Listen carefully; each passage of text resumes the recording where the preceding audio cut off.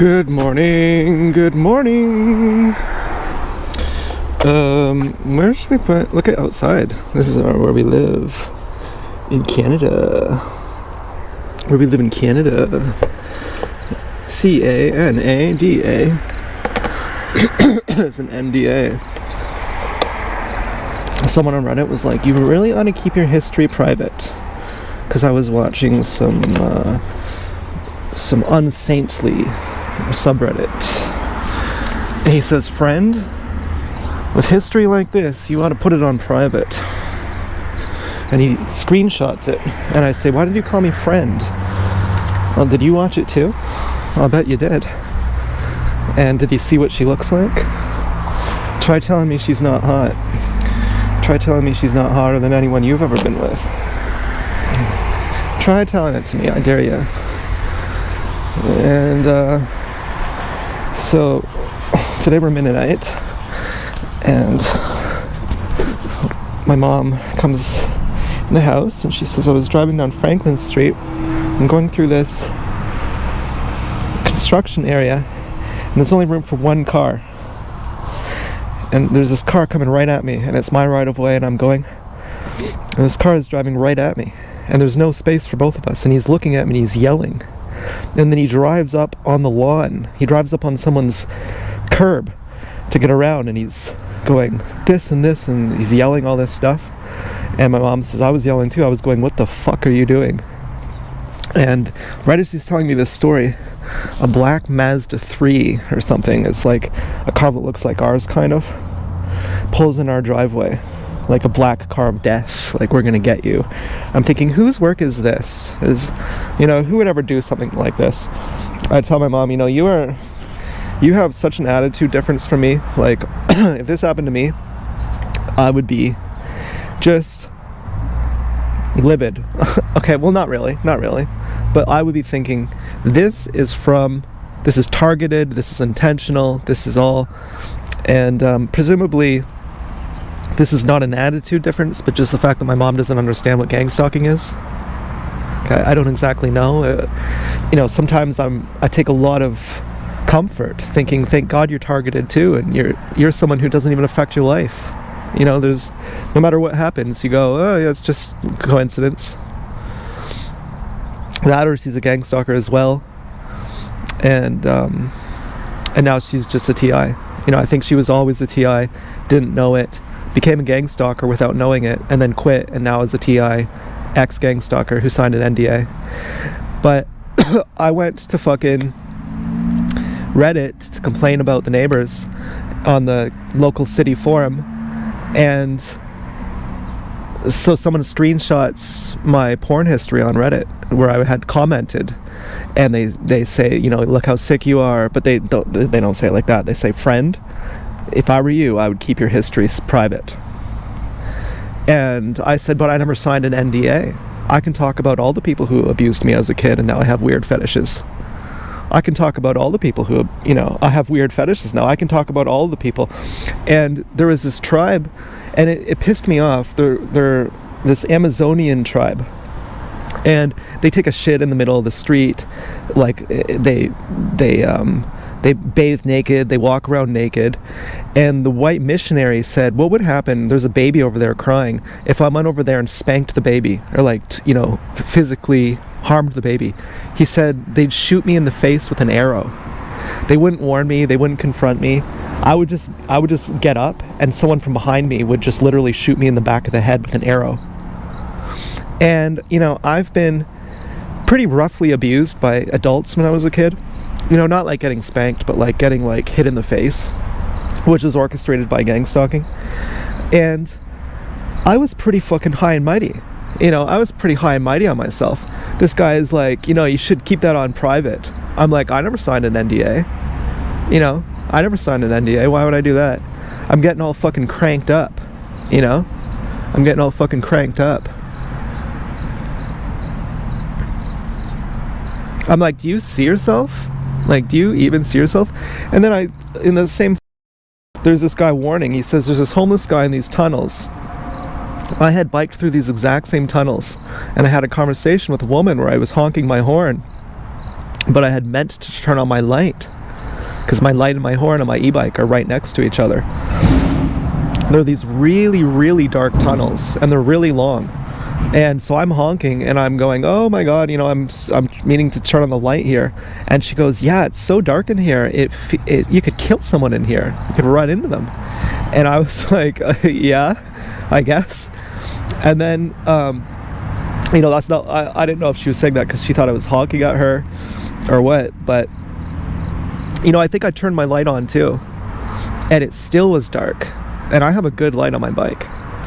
And so I have this new forum I found, this new Reddit I found, where it's the Kitchener forum. And there's someone talking about these tunnels. And this person is posting, you should beware because there's this homeless guy and he's wearing yellow and he gives a description. And he's yelling at women and people. He's yelling at random people that he's going to kill them.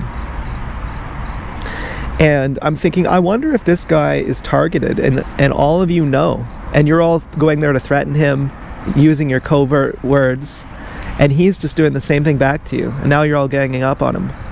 Like, I wonder if that's how it works. Like, there was this Travis Scott concert, and like a bunch of people died, and there were like, I saw a close-up last night on a YouTube short. These people are getting up on stage yelling that there's like dead people in the audience, and they're like, stop the show, like there's dead people in the audience. And they're very clearly not like crowd surfers. Like, they're clearly like imagine like a responsible person having a real panic attack, telling someone there's dying people in the audience. Like, they were clearly not joking. They were like, you should be able to read vibes, and they just completely ignore them. And a lot of people say that was a sacrifice, that was done intentionally. And then afterwards, Travis Scott goes on to make like $1 billion movie or something. I mean, this is just what I read from the comments. I don't know what they're talking about with that movie.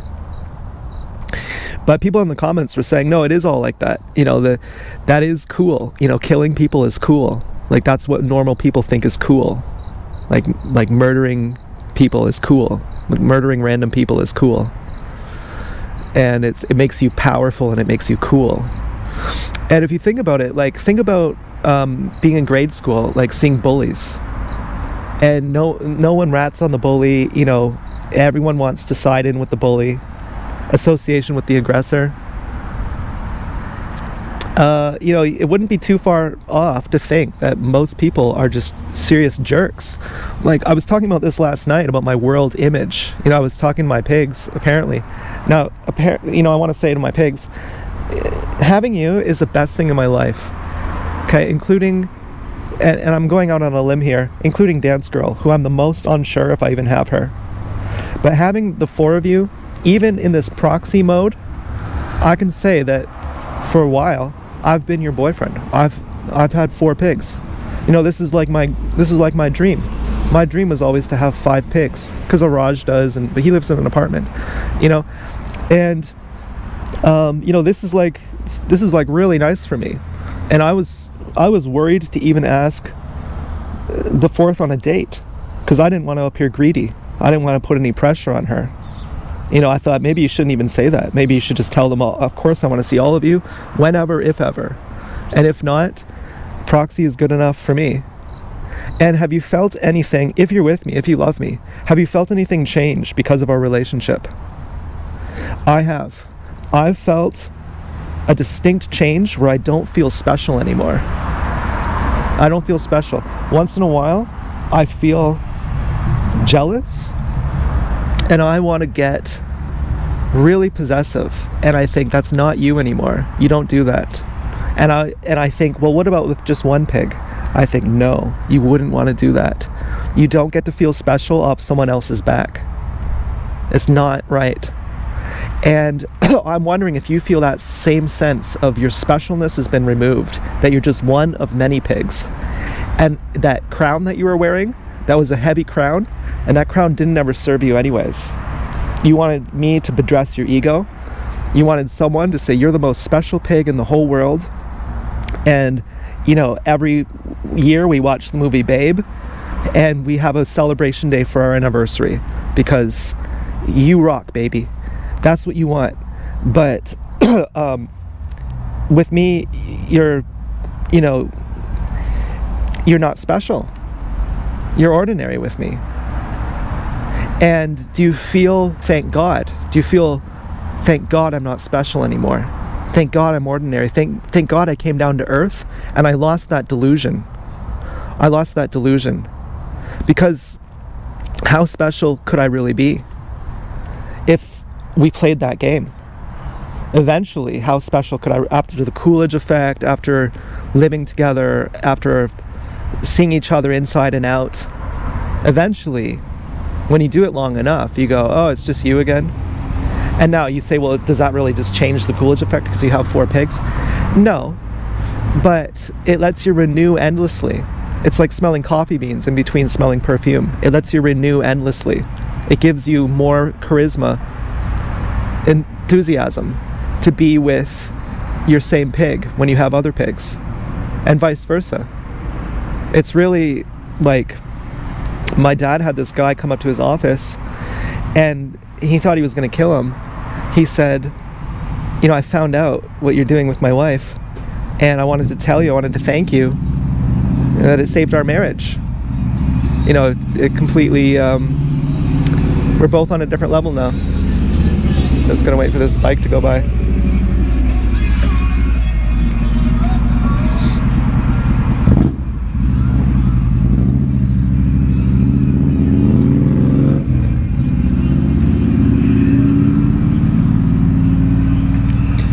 So yeah, I don't really know what's going on with my piggies, but I wanted to say this, you know, and this is going out on a limb here because maybe I'll be embarrassed later on, maybe, you know, but in this moment and last night I said, don't say this is too corny. I was like, you're my favorite things, like you're like, this is like the proudest moment in my life that I have you. This is like the proudest moment of my life. I'm like so happy about this. And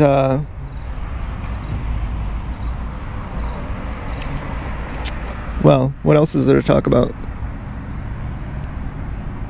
I don't know. I was talking last night too about feeling like I don't have a good worldview anymore. Like the world sucks and I hate it, and I don't look to people as if they're good anymore. And I'm not sure it's true. I think I always kind of knew it.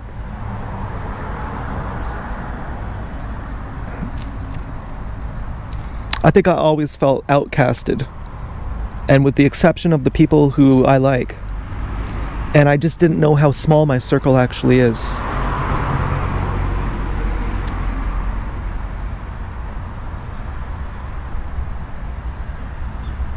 I felt proud of myself last night too.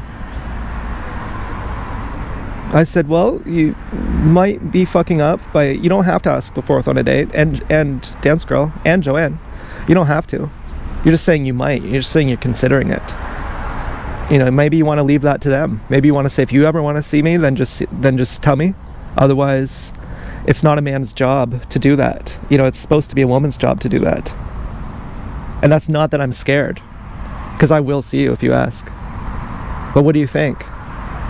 Like in that tribe, in that freaking tribe, where the Amazonian tribe, the woman, she takes her clothes off and she says, do you want to get on top of me? Because the answer is obviously yes. It's not skirting responsibility. The answer is obviously yes. Anytime, anywhere, all the time, every day, all the time. The answer is, when do you want it? I already know that I want it. The question is already implicit. The intent is already implicit. I'm already chasing you. And then so asking on a date is just an ultimatum. It's just saying, well, you better meet me soon or else you're never going to meet me. That's all that's doing. I felt a little bad about it.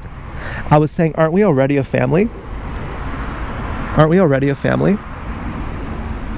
Like, look how long we've been together. And then I was thinking, if you want to be a dad, or, you know, just around, well, women raise kids, you have to be sober. Like, you have to be like a good guy, which you are, but like, you have to be like,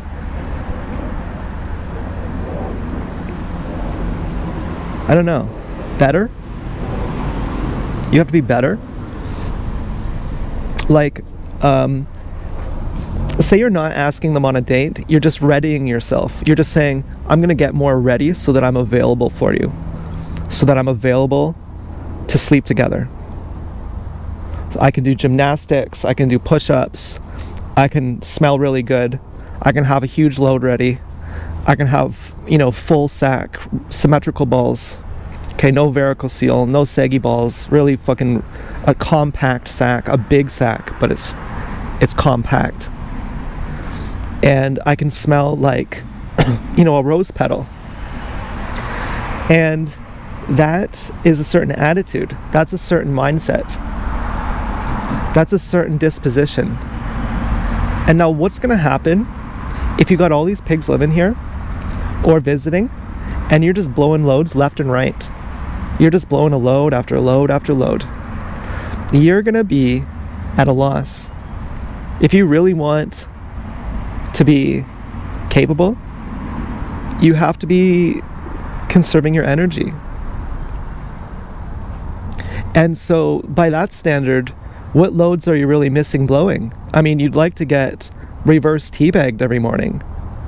You know, you'd like to do conveyor belt taste test every morning, conveyor belt taste test every morning. You would like constant foreplay, but in a certain sense, the main thing you're already doing.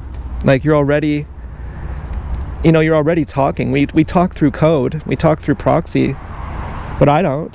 But I mean, in a certain sense, we still have a lot. Now, I wondered what Joanne was saying when she drove behind the Fourth, because I was like, that's not what I was fantasizing about. You know, if it's that shower reference, I was like, you know, I think Joanne already knows. But that would be great too. And so I feel like we have a lot going on. Again, I don't like, there was a red car that drove by. I think that may have been an I Love You from Dance Girl. It was a red Mazda, cherry red Mazda. And then the white Mazda pulled in our driveway. I don't know what that meant, probably a death threat or something. And so guess what I'm doing today? Any guesses? I'm doing a water fast. Isn't that great? I'm starting my water fast. I'm getting right for my pigs. How can I not do it? You know, a lot of things are happening. I couldn't believe it. I said this for a while, lean into the Fourth. And, you know, and not into Blonde Girl, but into the anticipatory Blonde Girl, you know? And so, and to Joanne, finally. And to Dance Girl. Hello. Question? Yeah? Do you want any corn on the cob, carrots, potatoes, or all? Oh, thanks. I think I'm gonna do a water fast today. Okay. But thanks anyway. All right. Okay, corn on the cob, potatoes, carrots. Well, my cousin grills her corn. She grills it on the barbecue. And she makes this, she's really good at cooking. And she makes this corn dip, which is like, tastes like I don't know, sriracha mayonnaise or something. It was amazing. Freaking, yeah, you need the corn in it too. That's something you can overdo corn. I made corn fried rice. It was supposed to just be fried rice, but I put so much corn in it because it was a whole can of corn. And what are you gonna do with leftover corn? You're probably never gonna eat that. So, I mean, my cousin grills corn on the cob and then she cuts it all off with a knife. I do that too. I'm not gonna be eating corn off the cob. You know, there's probably, you know, unresolved emotional issues if you do that. But, you know, you don't want to be eating corn off the cob. That's too much. That's ridiculous. That's ridiculous. Even if you have OCD. You know, if you have OCD, you could argue, but I like to do it exactly like a typewriter, and I get just the right line, and I never go over the line. You can do that. I hope you brought some floss. And I hope you floss to the left and the right of your gum. I hope you know that it's not just flat in the middle, and you go to each side. I hope you do it really carefully. And there's probably like paraffin wax and stuff on your floss. You know, do you even like that floss? we have floss made out of cotton. We have pure cotton floss. It looks as thick as a shoestring, but you pull it tight and it gets really skinny. And I love it. You know, I fucking love this floss. It's expensive, I think. I don't care. I'll use any floss. But this floss is apparently really healthy for... You know, I don't get it. My mom, she watches all these doctor shows. I think she thinks these doctors are hot. My mom does these... she does a monogamous relationship. Okay, I don't think that I'm spilling the beans on her. I don't think I'm revealing her personal information. She's like, oh my god, you're telling my personal life. I don't think it's personal to say my mom is a monogamous person with a boyfriend. Okay, I think that's like, you know, we're allowed to say that. And so what does she do? Well, she watches these shows where it's this guy doctor who she wears, or who she watches. This guy, he wears lipstick. And he's not a cross-dresser. He just plainly wears lipstick. My mom was like, does it look like he's wearing lipstick? And I go, yeah, it really does. And like bright pink lipstick or something, but a little bit weird colored. He's a little bit ethnic, so you can't really tell the color of his lips. He looks Spanish or something. And then in his next video, his lips look normal. And we're like, he's definitely wearing lipstick, but he is hot. And his wife or whoever, there's a girl who he does the podcasts with, and she's hot too, but he's the main one. And I'm like, I'll bet you found this guy. I'll bet this isn't what women do who are married. They find some guy, some super hot doctor or something like that, and they say, he's my art teacher and he's teaching me how to paint and I want him to paint me. And he says, relax your lips. And you go, I can't, I'm nervous. Okay, that's what you do. And I am onto it.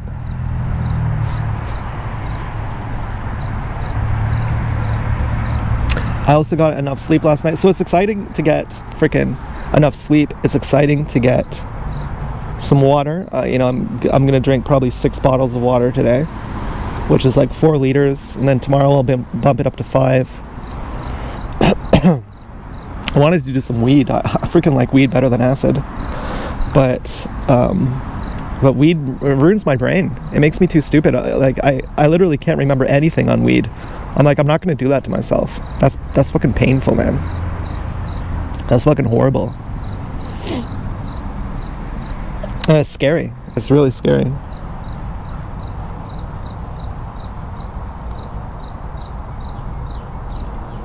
And there's something about doing something for myself too that feels gratifying. You know, your whole life is placating your pigs. Not intentionally, but living for your pigs, and it's like, you gotta do something for you too. You know, do you even wanna not jack off for them? Like, why don't you do it for you? Well, yeah, we've been through that. It's the whole interdependent argument. Dependence and independence are illusions, and we're actually interdependent. And so doing it for you is doing it for them. And that's just a fact of life. It's not, you know, it's not anything except you're defending your ego. You want to be doing something exclusively for you. But that doesn't exist. And you want to be doing it exclusively for them, but that also doesn't. You want the responsibility taken off of you. That's why you want to do it exclusively for them. You want to say, I'm not responsible. Because you do have a doom sense that everything you do is wrong and that you're a fuck up. You have a sense that everything you do is fucked up and wrong.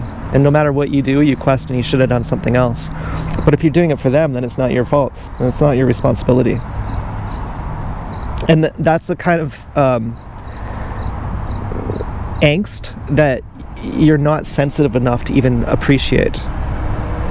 That's the type of angst that you have that once you get really stoned, or like once you have a momentous occasion where you stop hating yourself. Like once you give birth to your first kid and you realize you've been cynical and bitter all these years, and you're like, you feel pure love for the first time, and it's sustained. And you go, man, I was totally fucked up there. You know, I was living in a delusion. I was living in a field of hatred. And you know, you have moments of clarity at certain times. You know, for me, it was being validated. It was Chelsea validating me. And you know, surprisingly, strangely, my pigs. I literally went from feeling single and heartbroken to saying, actually, you have 4 pigs. I was like, this is the craziest surprise. It felt like winning the lottery. And having the ticket the whole time.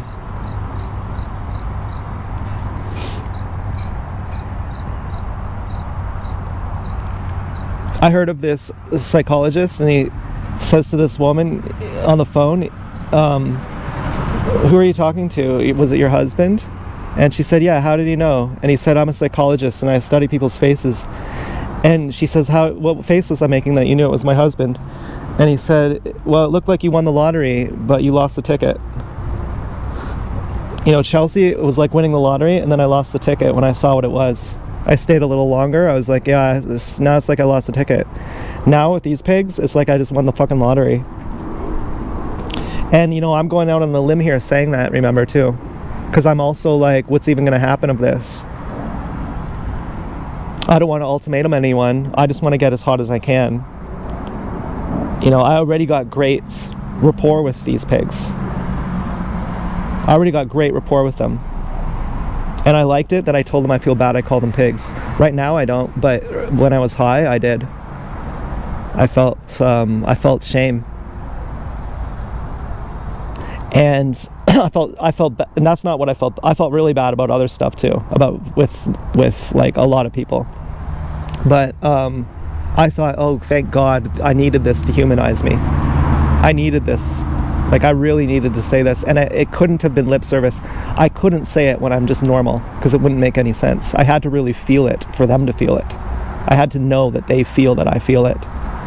And I felt so wholesome. I was just like, this is just beautiful.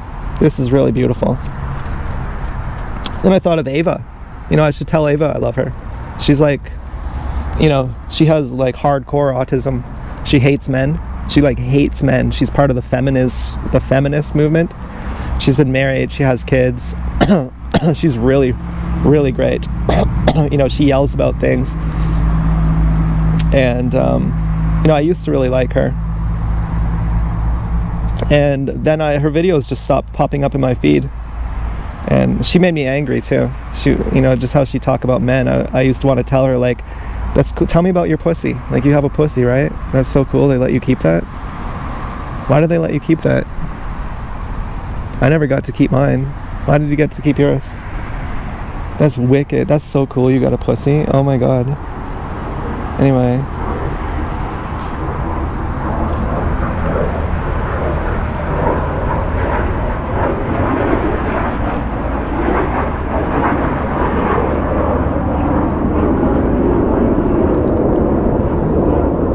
You know, I got up to 1000cc on my motorcycle game.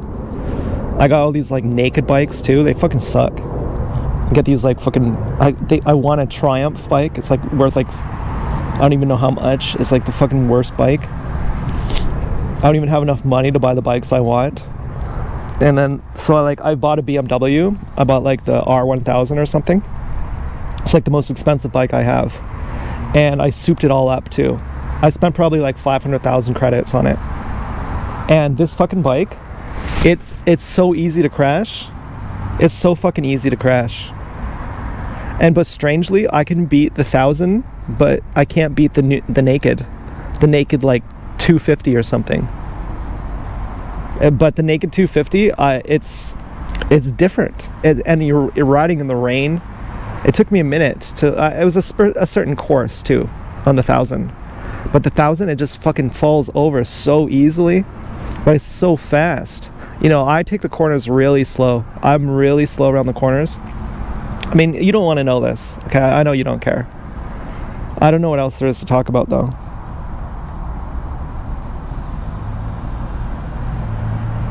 But I jacked off again last night. Okay, I think I'm done.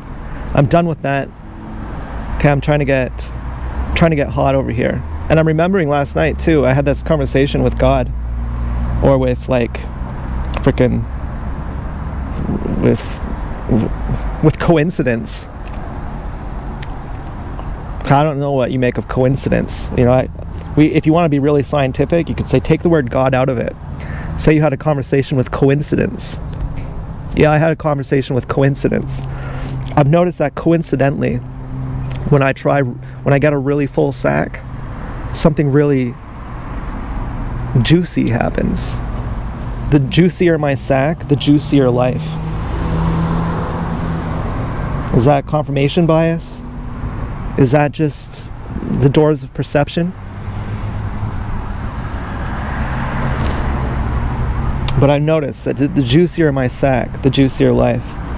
So you don't want to take your pigs for granted. So get juicy. Get really juicy about it. You know, when I look in the mirror, you're never going to believe this. Before I put my eyelid tape in even, I look in the mirror and I go, you're hot, man. You never realized it, but you're hot. I'm like, there are people who use you as porn. A lot of people use you as porn, including Chelsea. You know, and they're like not giving you a fair deal. You know, they might not watch your video and give you the view, but they might watch you on hidden video. You might be more popular than you realize, but you just don't know it. There might be girls who see you and they jack it to you, and you're like, oh, I wish that girl liked me, and she does like you, but you know, she's just married or something. She's just, you're the good doctor in her eyes. You know, you're wearing lipstick, you're wearing fucking a Mennonite hat. And so I was like, you know, you're freaking hot, so don't count yourself short with your pigs. You know, don't go, why do my pigs like me? It's because you're freaking hot, dude. Because you're freaking hot. I'm like, okay, well, better get not retarded then. Now, I know plenty of hot guys. Travis is a hot guy. He fucks a girl once, then she leaves him. You know, he's hot up until they meet him. We'd go to the bar, so every time we'd go to the bar, he'd come home with the girl. But then she'd never call him again. And I don't know if girls are just like guys, you know, they're just spreading the seed. But Alan Watts said, you know, if you can have anything you want, you would first have all the orgies you could ever imagine. But eventually, rather than seeing a new girl every night, you would want to see the same girl twice. And eventually, you would want exactly what you have now, which is a surprise. I mean, it doesn't sound right when I say it, but eventually what you would want, you would have every orgy you want, you would have every delight you could imagine, but in the final analysis, what you would want is to be out of control. You would want to not know what's happening next. You would want a surprise. And you would finally get to the point where you already are. And that it's a cosmic law that you get exactly what you desire. Everything that you want, you get. And you can't tell, but you've been a Hitler, you've been a Gandhi, you've been a beggar, you've been a sage, you've been every kind of archetype. You've lived through all of these. You've been a kangaroo, you've been a whale. You've started off at the bottom and you've come all the way to the top. Now, I personally, this is just what I heard. Okay, it kind of resonated with me. I don't personally remember being a kangaroo. Okay, I don't want to like break the fourth wall here or something. But certainly I've watched my face shift to different faces, different archetypes. I'm like a king, I'm a beggar. I've seen my face shift in the mirror. Well, but mind you, I was really high. You know, I said that to my grandma once. I was like, you know, I'm seeing your other faces, your spirit faces. And she goes, oh, you've been smoking that stuff again, haven't you? What's wrong with you? Quit. You should quit that. You're mental, okay? You have mental illness. You can't be smoking that stuff. And I'm like, but I'm having a spiritual awakening here. I'm seeing your spirit faces. I'm seeing your identity from before you were born. Okay, I'm seeing. And she goes, cut that shit out. You know, they make weed so different these days. Back when I was smoking back when in my day, we would have weed that was different. You know, now it's like, it's so powerful, it's so strong, it gives you psychosis. You go into fucking psychosis. To some extent, she has a point. I mean, I could easily do 4 tabs of acid. To a normal person, they'd say, that's really extreme. To me, that's not extreme at all. To me, taking 4 grams of weed is extreme. You know, you're way more hardcore. If you know, or drinking alcohol, that's way more hardcore. That's a really heavy fucking drug. That's way heavier than acid. And people go, you know, it's like a section 5 drug. I'm like, the people who make these sections are disconnected from their emotions. They're insensitive people. They're not even sensitive people. How would, like, I don't even get what their opinion is relevant for. They're not even scientific. They don't even care. They actually don't even care if what they say is true or not. They just care. They're like an umpire. They're just like, I said it, so it's right. Whatever my call is, it's the right call. They only care about their authority. They don't care about actually saying the thing that's true.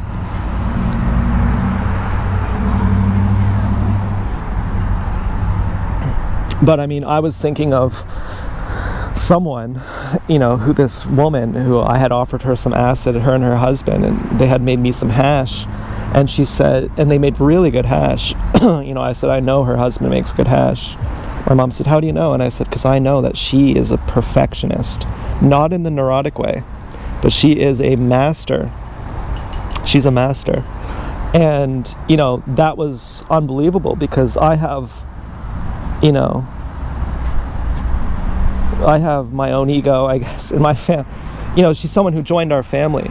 And I was like, you are really high up there. Like, you are fucking something. You are really fucking something. And, you know, I loved this person. And I said, I know that whatever your husband makes is going to be gorgeous. I know, because I know the kind of person you are, and I therefore know the kind of person you'd be with. And so he made this really nice hash. He gave me a whole bunch of hash. And I said, I meant to give your husband some acid too. You know, I'm not just trying to like flirt with you here. You know, it was implicit when I offered you acid that it meant for both of you. And she goes, oh, you know, I don't do the hard drugs. I just stick to my weed. I go, hard drugs? Oh my God, are you joking? No, weed is much harder. Weed is really, and hash is too. But of course you have, once you're a chronic with it, then it's not hard. You know, if you smoke weed every day, you barely get high. Then weed is nothing. But the first time you do it, if you don't do weed for like a year, and then you do like a 4 or 5 gram edible, that's going to be more intense than taking a tab of acid. Or, you know, roughly as intense, but for me it's a different kind of intensity. Acid doesn't get me high. But weed gets me high. I don't know what acid gets me, but it's not the same thing. You know, acid doesn't do anything to your dopamine. Weed, it's like you get crazy dopamine. Acid, you don't get any dopamine. It completely bypasses dopamine. So you stay very level on acid. It in a certain sense, it feels like nothing is happening. But in another sense, your mind changes. The way you see things changes. But weed, the way you feel changes. And so when you change how you feel on acid, it's because you've changed how you view something. It feels like the change is happening from within you. It feels like acid or mushrooms are helpful to use during therapy. That you can do change work on them. That you're going to remember it. Whatever happens on your acid trip is going to integrate with you. It's like NZT in the movie Limitless. Whereas weed, you're going to get super high and then you're going to come back down and it's going to be like you were super drunk. It's not going to be like you had some profound shift. With that being said, after I did weed the other day, I woke up feeling much happier and much more willing to face the music. I was like, you know, you should confront your situation with your pigs. Even though it's uncomfortable, you're living in a bit of a delusion. You're just living happily with your pigs. You're afraid to even get hot enough that you think your pigs would meet you. You know, do you just want to put it off forever and just say that you're damaged? Just say that you have a bad worldview and guilt your pigs. Say the world is, after I found out what gang stalking is, no offense to you, I just found out that the world sucks and now I just can't handle anything. So now I just want to go die. You know, like, you should be more grateful than that. Like, you know, you should have like some push-ups or like, you know, a hot bod. You know, you want to be hot for your pigs. You want to be hot for the girls. And already, this is already a dream come true. You know, this wasn't a fool's mate. There's a fool's mate in chess where I don't like chess or checkers, or, you know, I used to like these games, but I never liked chess, but I like checkers. And freaking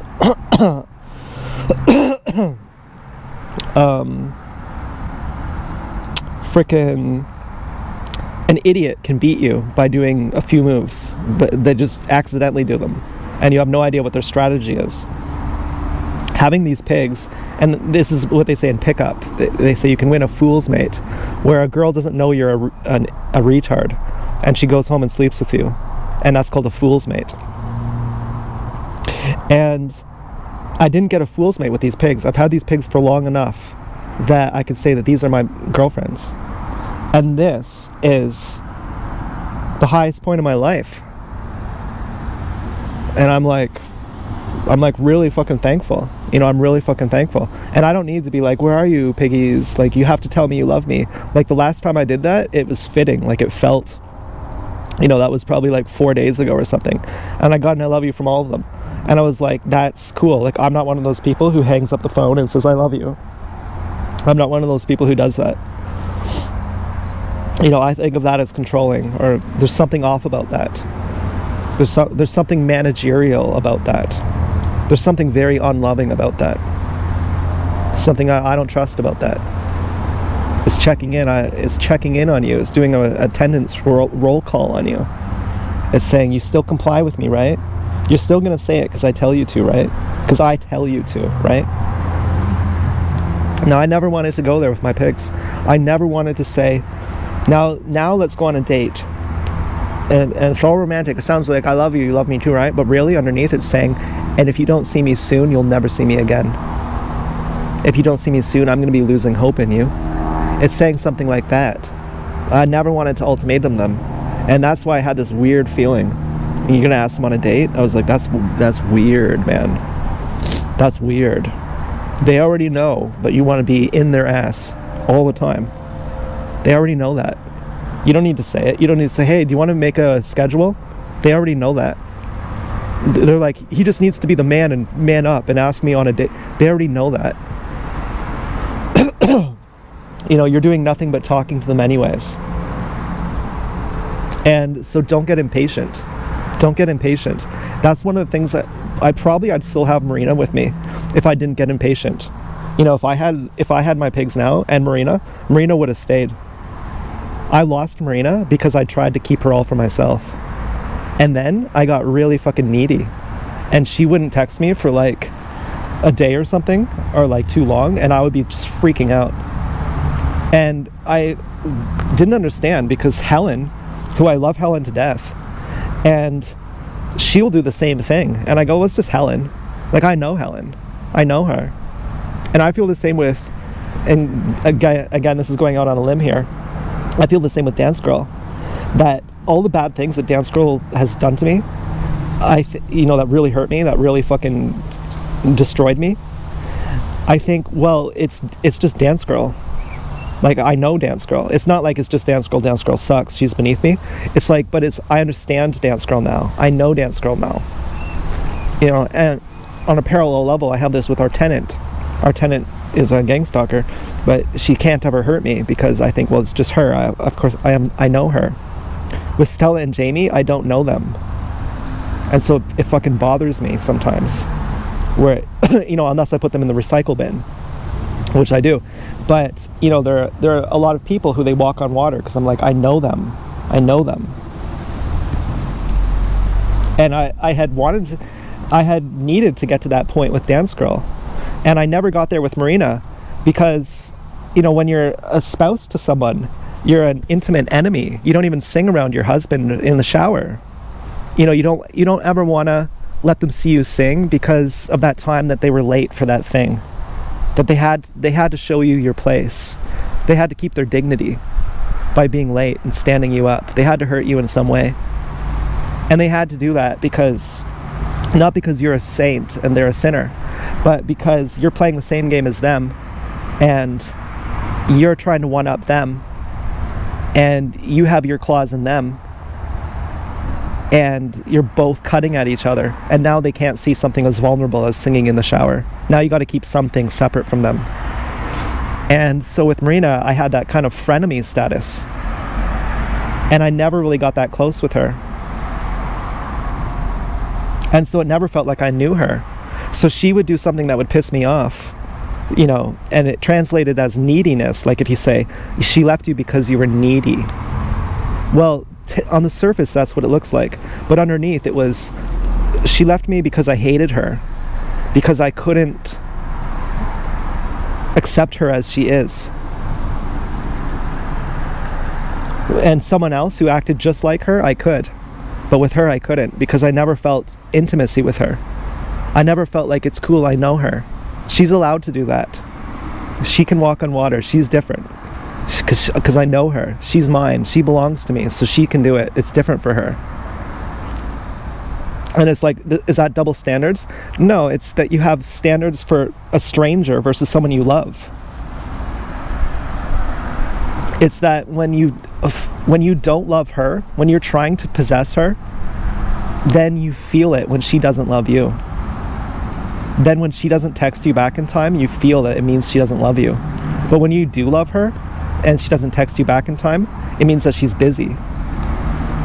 Because you love her, so you assume that she loves you. And so now, I don't have any desire, I don't feel, and I think that we're psychic too. Like, I don't necessarily need to ask for an I love you from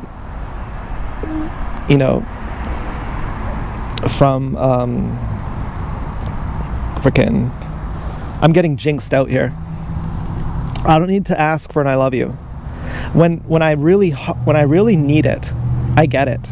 They feel that I need it. When I really need it, they feel it. But when I don't need it, they feel it too. And I've had the temptations to ask for it when I don't need it and think, oh man, you're gonna mess up so many things in the spirit dimension. They're gonna stop trusting you if you do this. Like, this is not congruent. Just take for granted that they read your mind. Take for granted that they read your entire mind, and that anything you say, before you say it, they already know it. Take for granted that they're like dogs. Not derogatory. Like, take for granted they understand. When you're sad, they feel it. Before you're even sad, before you're even having a seizure, they're licking your feet. They already know you're going to have a seizure before you have one. Before you start crying, they already know a day before. So just take it like that. Be as hot as you can for them. And remember the superpower that you're all getting. You and your pigs are growing. What have you done in the last couple weeks? You have shed your crowns, your heavy crowns, your crowns of greatness. You've shed your greatness. You're no longer extraordinary. You're no longer special. Now you're just ordinary. And how do you feel? I feel much better. How do you feel knowing that your pig likes some other guy as much as she likes you? I feel happy for her. I feel, thank God, I feel really happy for you. How do you feel that your pig has food on her table? I feel really happy for you. How do you feel that your pig has a vehicle and a house? I feel really happy for you. How do you feel that your pig has friends? I feel really happy for you. How do you feel your pig has family? I feel really happy for you. Do you see this the shift in sanity? That we're going from insane to sane? And that the whole world is fucked because of this? Of this possessiveness? Do you see how the possessiveness on the micro translates to the macro? The micro is your own heart, your own emotions, your own feelings, your own private ecosystem of friends, your own hierarchies. Do you see how that translates to bombs and frickin' starvation and genocides? And when you play it out, when you really play it out, do you see how it plays out in the extreme?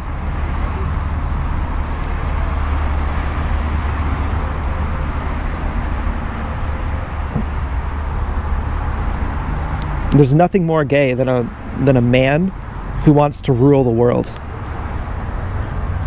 You know, frickin' all animals are matriarchal. There's no such thing as a patriarch. A man who wants to be a alpha is frickin' wearing panties.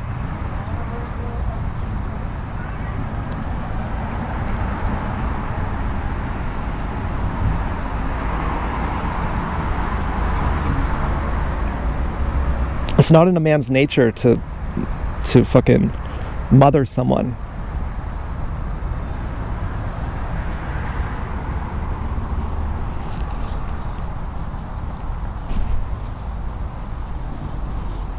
And that's all being alpha means, is mothering someone. When you see a man doing that, you should frickin' run.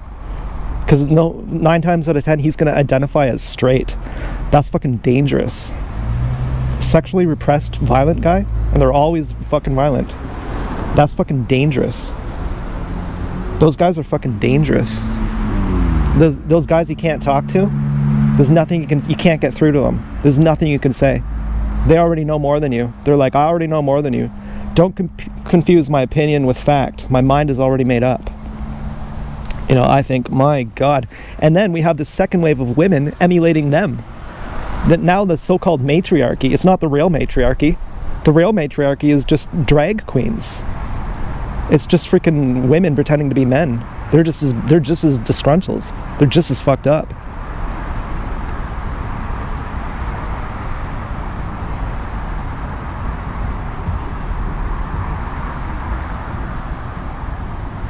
No, the real matriarch is me and my pigs.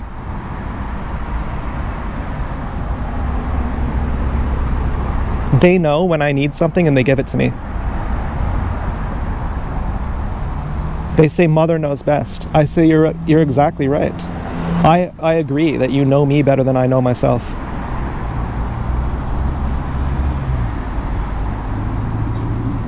And what can I do? The only thing I can do is get a full sack. The only thing I can do is be as beautiful as I can for you. I don't want to embarrass you. You know, when I'm singing, I'm like 8 Mile. I'm like Eminem in 8 Mile. I'm like, I got my fucking pigs in the crowd. I'm not just gonna stand up here and be a dud. I'm gonna be like, you know, I know everything they got to say against me. I am white, I am a fucking bum. I do live in a trailer with my mom. I do got a dumb friend named Cheddar Bob who shot himself in the foot with his own gun. I did get jumped by all 6 of you chumps. And Wade did fuck my girl. I'm still standing here screaming fuck the free world. You know, I'm gonna fucking go for it. You know?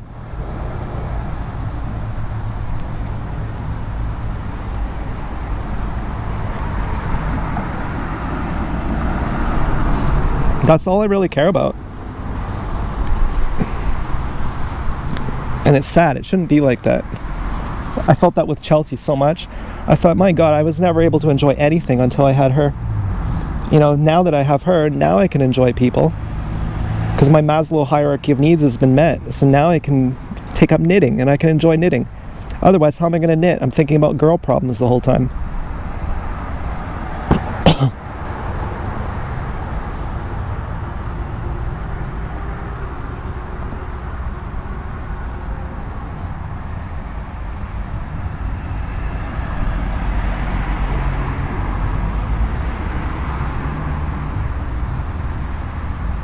But yeah, I'd be a bit afraid to go for a walk. To not see any pigs. I'd be a bit afraid, yeah. Yeah, I'd be a bit hurt. Yeah, it's true.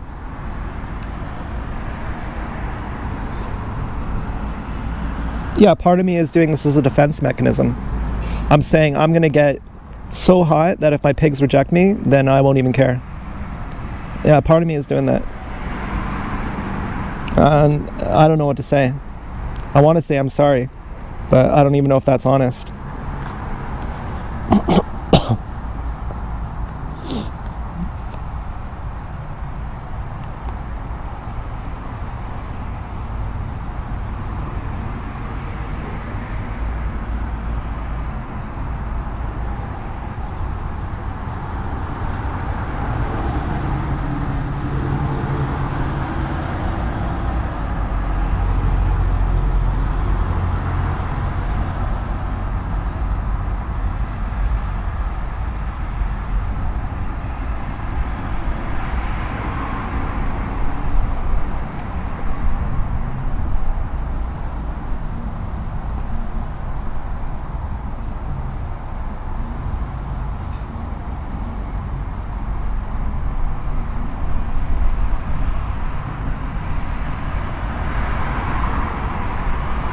Yeah, I know exactly the moment I went wrong with Marina.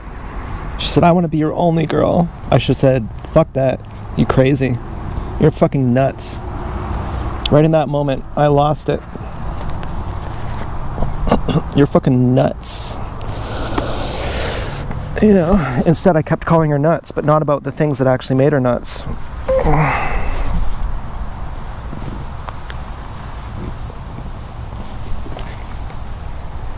And then by that time it was just teasing her. So I'm gonna take the fucking garbage in.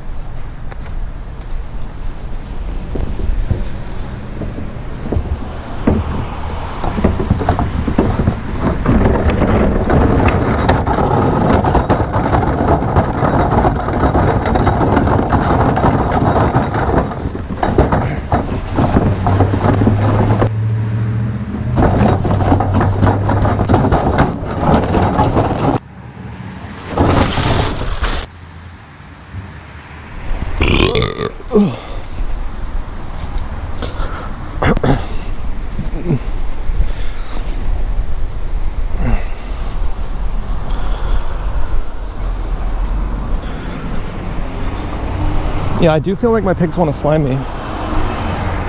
That means a lot.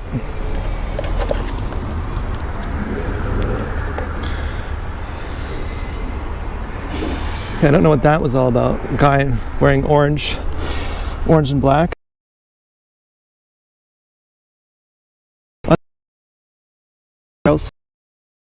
Down. Thought. Now might be the time to tell you I'm high.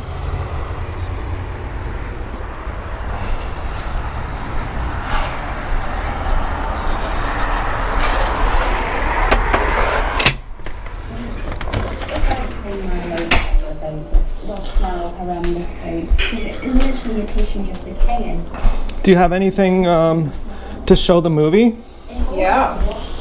Wow. This is dinner, and I'm gonna just cut this off the cob because there's the bowl's not quite big enough for the corn. You're doing it me and Jody style. Yeah, I never do this. But, I wonder if we could grill the corn right on the element.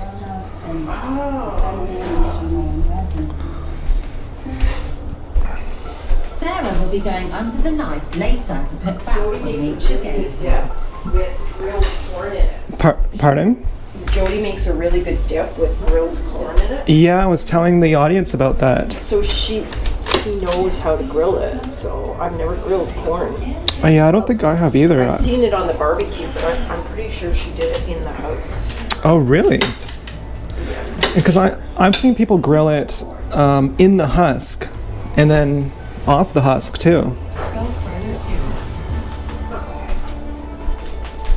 Oh yeah, what? Can you come and do this?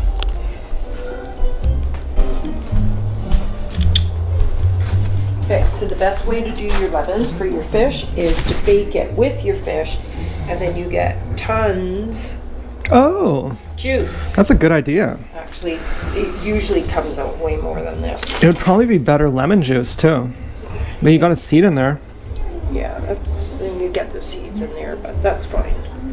Anyway, usually it just comes out like water. It's so good. And are you gonna have any tartar sauce with that? No, I just do lemon. Are you gonna put some corn in there? Yeah, I gotta figure out where the corn's gonna go. Maybe here. Those beets look really well done. Actually, here's a bunch of veg for tomorrow. The beets I cooked yesterday. I was gonna say they look extra well done. Like overdone or? Yeah, they look a little bit like something from the sea, like No, like seaweed or something. That's how cooked beets look. And that's that. That's dinner in about half an hour. Wow, you know what I'd add to that? Asparagus. Yeah. Could you imagine how good that would be? Yeah. Freaking. Yeah, that'd be a lot though. Yeah, this is probably gonna be too much, but And now I'll do a little tour on this. This is an apple fritter. oh yeah, if And- you want that.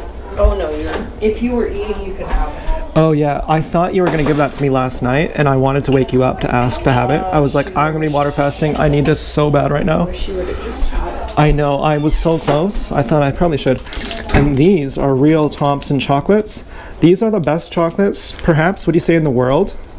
Pretty darn close. These are pretty darn close. Oh, and I saw a green Kit Kat today, and I gotta figure out what that is. What? Where I was working today, one of the kids had a green Kit Kat. Oh, maybe there's just Chocolate on it was green. maybe it's just part of the package. I kind of remember that packaging. Like there was no package. It was just Oh wow, green. that's I amazing. have a feeling it was mint. Oh, that would be so good.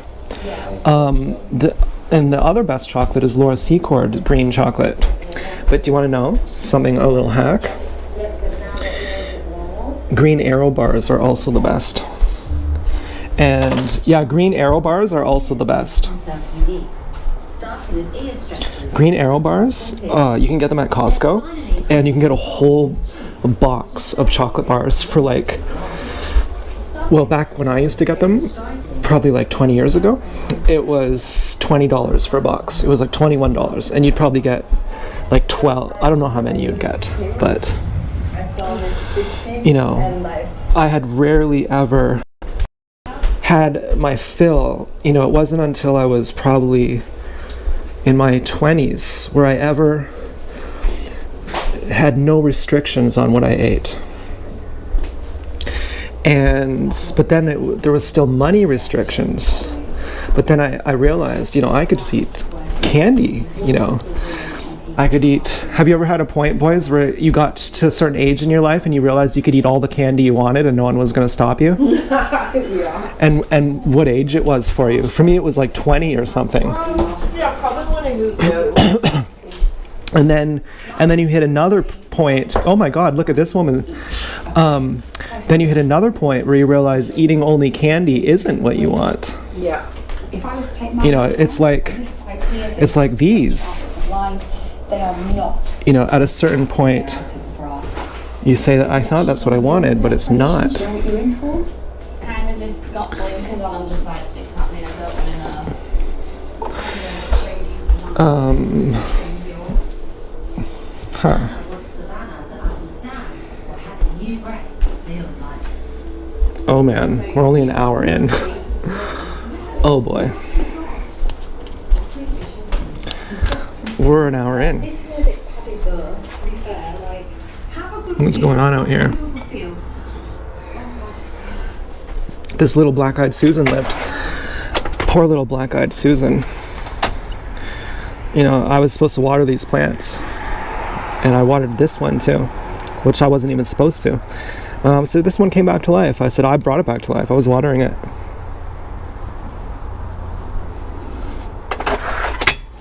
And then check out our galvanized steel garbage can. Isn't this cool? A bunch of bugs in there. I don't know why we have that, but we really like the look of this. We got 2 of these. We got them at Facebook Marketplace. And then this birdhouse is neither here nor there. I don't really care about this birdhouse. This chair, I don't really care about this chair. We got this at Manitoulin Island. I think it's a bit ridiculous. Utilities van. We got a maple tree out here.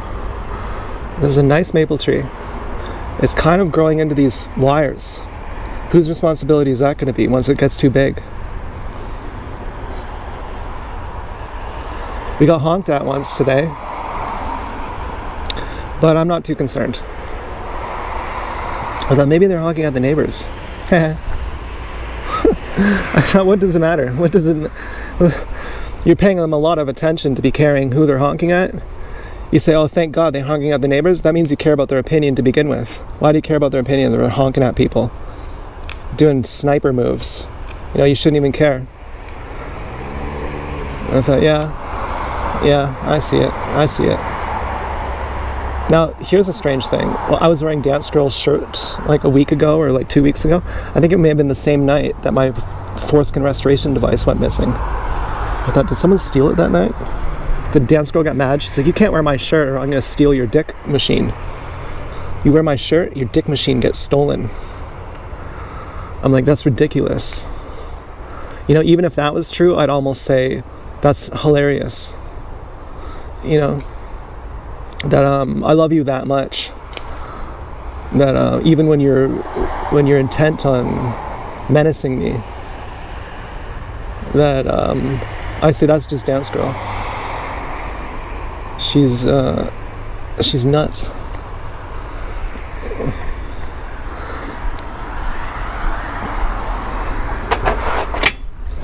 But I don't think that's something to strive for. You know, being like, oh, I'm going to be the craziest girl of all. Okay, I don't think that's something you can choose. And I hope it's not true. Okay, I hope I just flushed it down the toilet or something. So I should drink some water.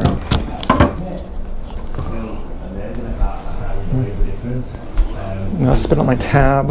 I don't know. I don't even know. Okay, play some video games. I hate to just go back up to my room and play video games. It's kind of boring. Double G implants removed. A boob job reversal isn't cheap.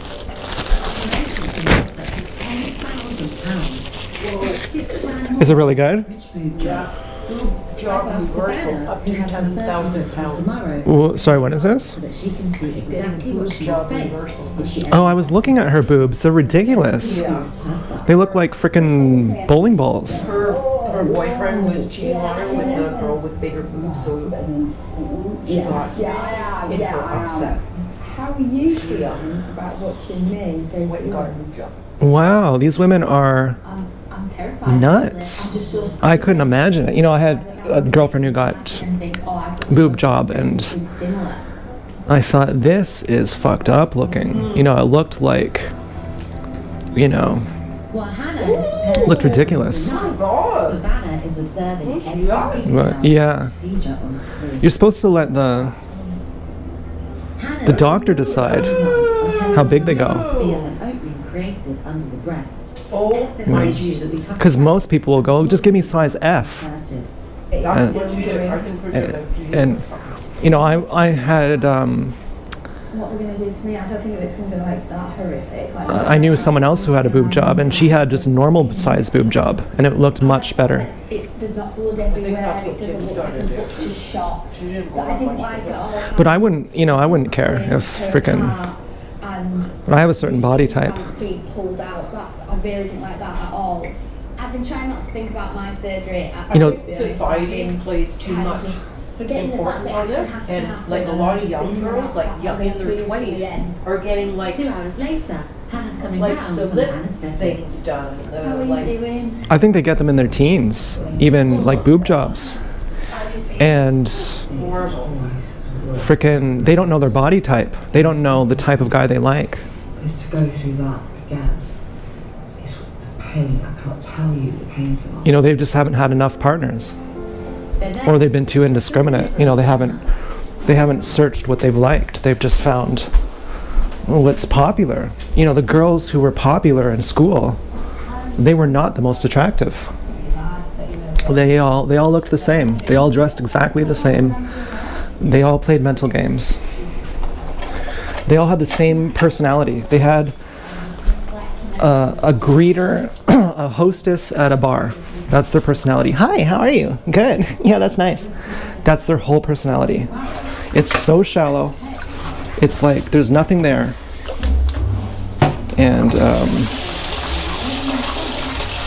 And they have to compensate by being gregarious, by being loud and alpha, and as if you don't see them, like as if you can't see them, as if they have to show you who they are, as if they have to show you, I'm different than the other girls. I have value. I am educated. I have a degree in business. I have a degree in business. Yeah. It's like, what do you have a degree in? Let me guess. Business, psychology, or philosophy.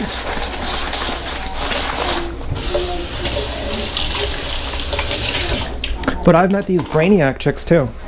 You know, I'm on the board of directors, and and typically I like them better. But they can have issues. You know, they can say, I'm a brainiac. But don't we all? I mean, I want to, you know, at the end of the day, do you ever look at your own specialness and question it? That from whose eyes am I even special? And you say, because I'm special from my mom's eyes and my grandma's and my grandpa and my whoever else and my piggies. But you know, this week the theme has been letting go of specialness, that we don't need it, that to be connected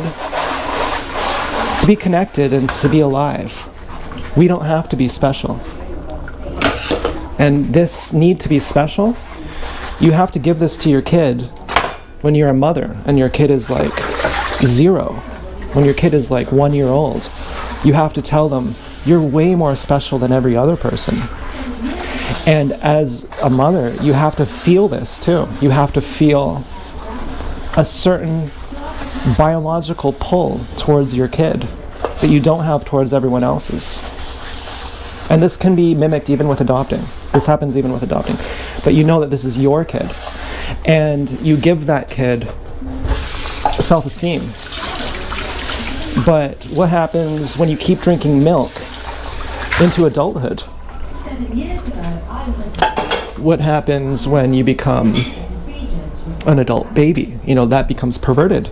That becomes perverted. I mean, what else would you call flirting than perverted? The way that people flirt, they're parenting each other. All they're doing is they're baby talking each other. What else would you call that? I'm going to talk to you like you're a baby. I'm going to talk completely stupid. You're saying we both never got what we needed, and we never grew up. We never grew out of it, and we still want to be special. And, you know, you were born for me. You know, you were born for me. That's the reason that you breathe, is because I exist. And you're my eternal lover, and I've searched for you for oceans of time.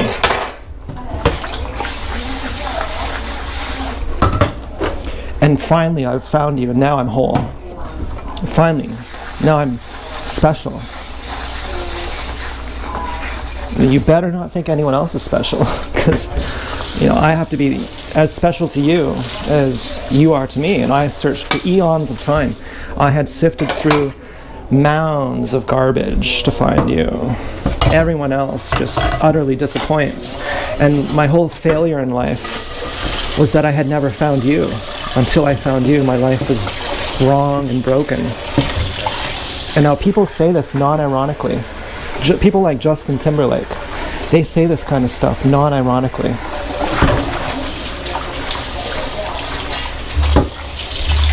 You can guarantee that he's going to be hiding his thoughts in the shower. He's going to be censoring his thoughts, even from himself, even when they become moral Puritans. Even when they're true believers who drink the Kool-Aid and move in with Jim Jones, they still have to repress their own thinking. No, that's what I loved about Iraj. Iraj went on the Dr. Phil show. He never got on. And Dr. Phil's like, I'm not attacking you. Iraj is like, I'm attacking you. And, you know, I used to joke that Robin would be cheating on Dr. Phil all day. And I, you know, Dr. Phil, he made me cry because he's one of the most true women I've ever seen. You know, he has a good heart, but personally, I'm not into him. I'm not a fan. If I was a girl, I wouldn't date him. I don't like him. He's too much of a bullhead. He's just too, I run the show and here's how it's going to be, honey. It's too much. You know, you need to calm, you need to bring it down a fucking 1,000. And the fact that you made your whole image on this persona, you're hopeless. Because this is, if someone told you that this is fucking nuts, you'd say this is your selling point. You'd say this is your only selling point. As far as you're concerned, look, you know, and that's why Dr. Phil makes me cry, because he's so lost. When I see Dr. Phil, literally in my mind, I imagine him with makeup on. I imagine him as a full-on tranny. I think that's his real personality, and he doesn't even know it. He's fully feminized. He's the epitome of an idiot man who becomes feminized, a true believer, like a Jim Jones who drinks the Kool-Aid. He's a true believer in feminization of a man, and that's what it looks like. And it makes me fucking cry, you know. And you couldn't imagine what I think of Debbie McCallion. I don't even want to bring her up. But she makes me, I'm not even thinking about her right now. I think she's very sensitive, very intelligent. You know, very goes with it. Certain personality type. Very, very fucking... I can't explain it. I wish I had a word for it. Linear. Very Aristotelian. Very much not a hypocrite. Very concise. Non-contradictory.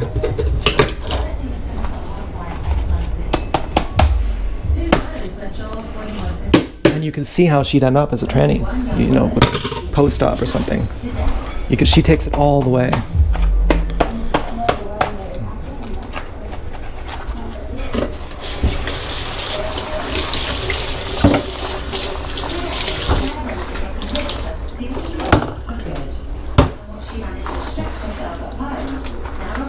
And she's right. She's like, I'm not gay, I'm a woman. Yeah, I get it. I freaking get it. I'm autistic too, you know, but I had a spiritual awakening, and that defocused my brain. What is lack of spirituality? It's focus. Hypnosis and focus and sleep are the same thing. What is waking up? It's defocusing.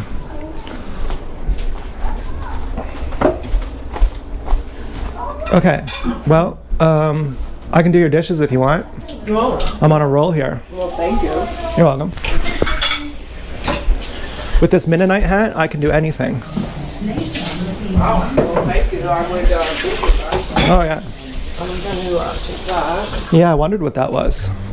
Oh, it's just the stuff with the salmon and it ends up stinking. So I'm just gonna like throw it home in the garbage house.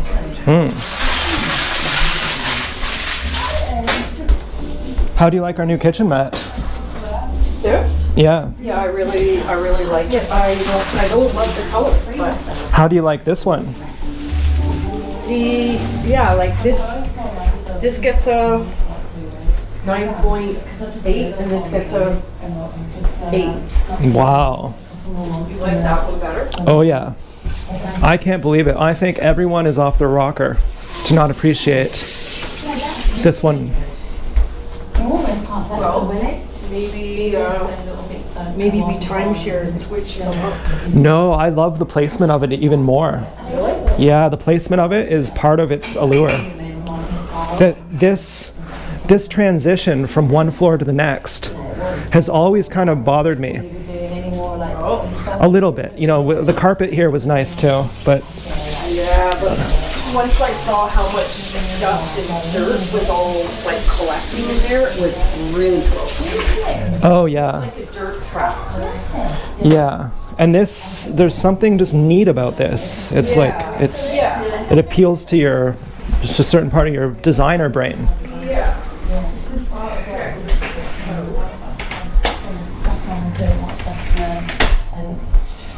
You should see how cute our little rug is upstairs. Look at this. I know you're gonna think I'm gay, but I don't care. You know, but look at this.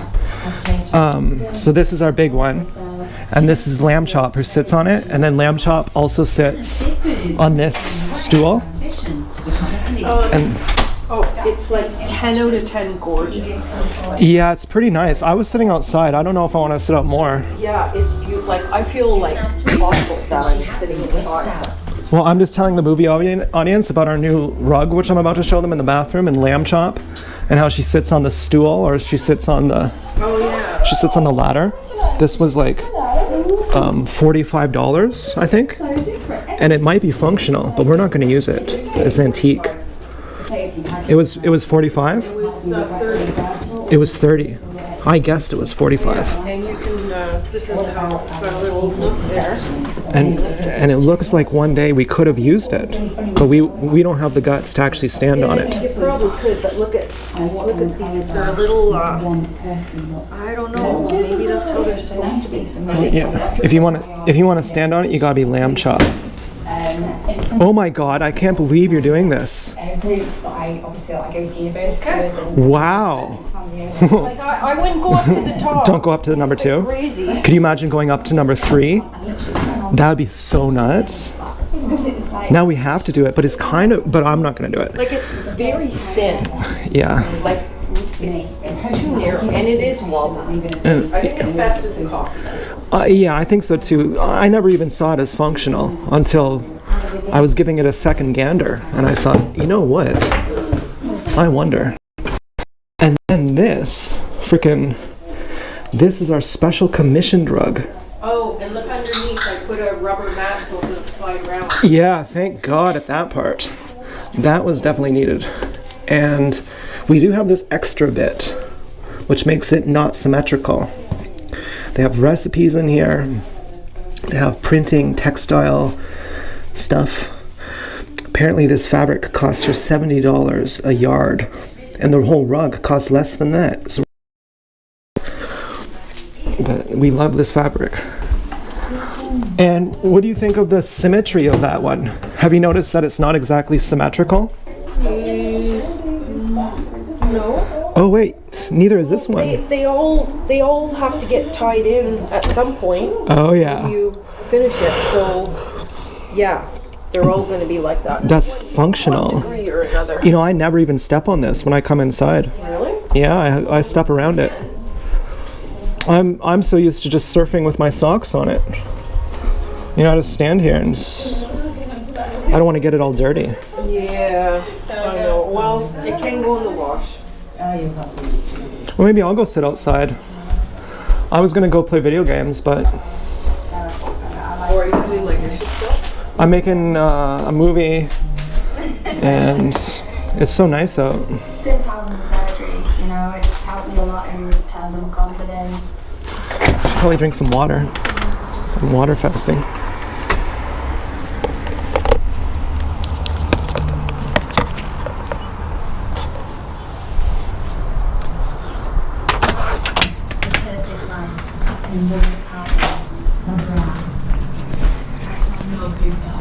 The last result now is I'm in the boob job. But to regret I had I did my best to be with her. Weigh 550 grams each. They are not. Today I'm using Savannah to find out if she's gone ahead. Okay, I'm just gonna drink this water. I just found some water on the counter. I'm 5 foot 4 more. hope this water is still good. I think it has salt in it. Put some salt in my water.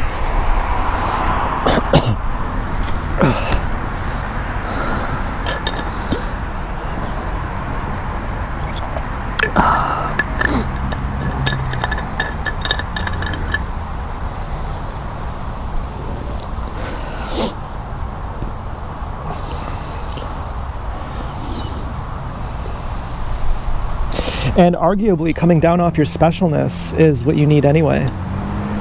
You know, you're worried, what if your pigs don't like you and all this? Well, you've already done the main part. You've come off your specialness. You've stopped trying to get validated through a pig anyway.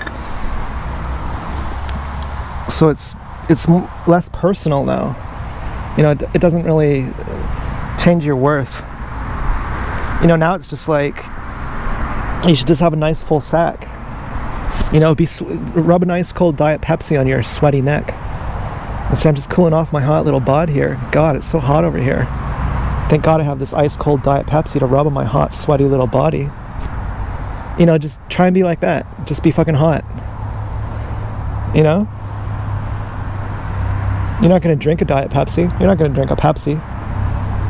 That's fucked up. You know, you could use a Pepsi as a temperature regulator. You know, you wouldn't buy it for that reason, but you know, someone gives you some extra Pepsis. I'll keep these around in the freezer.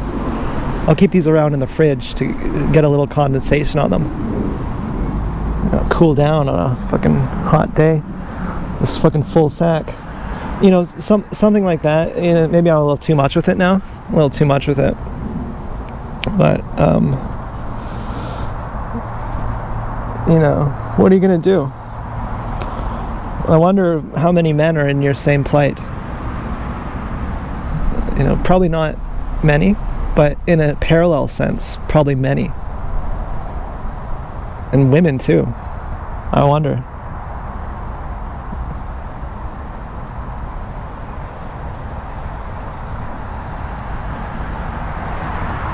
I wonder if I've seen our blind neighbor. Saw some girl out there. I thought she didn't have eyeballs. I thought she had ping pong balls in her eye sockets with googly eyes. I was like, this girl looks normal. And then I was like, you know that to be legally blind, you can still see. You know, you can still... I was like, I wonder if that was her. She looked like a tomboy. I like the neighbors. You know, the woman, the wife, she's very soft. She's serene. And the husband, he is a hippie. He, after age 30, he's still a hippie. I was like, man, I shouldn't have shaved my beard. I could have indicated everything. I could have told you everything you need to know about me if I didn't shave, if you would have seen my face a couple months ago. And now I'm thinking I might grow it back again. You know, I only shaved it for Dance Girl. I only shaved it because I said I was going to shave it, and like 6 people upvoted it. And then I found out everyone who upvotes me, people don't even like me anyway. Seemingly, at least someone wanted me to think that. So I was like, fuck that. Just do whatever you want.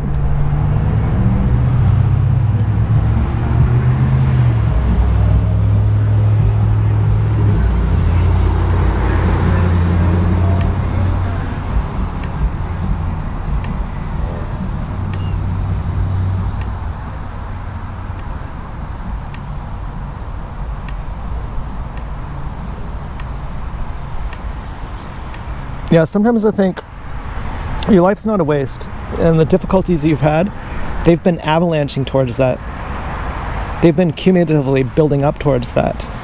And you've had one momentous breakthrough that sets it for life. That all the difficulties you've had throughout life were from being gaslit and from not understanding it. And it's progressively been more and more difficult for you, which you confused with life getting worse and worse. But it was actually just leading towards a breakdown and a breakthrough. Whereas now that you know, now life is great. And now this is just a hiccup. Now you can contextualize this. You can see you've always been a cool guy. You've always been hot enough. Okay, you don't need to be the hottest guy, but you've been hot enough. And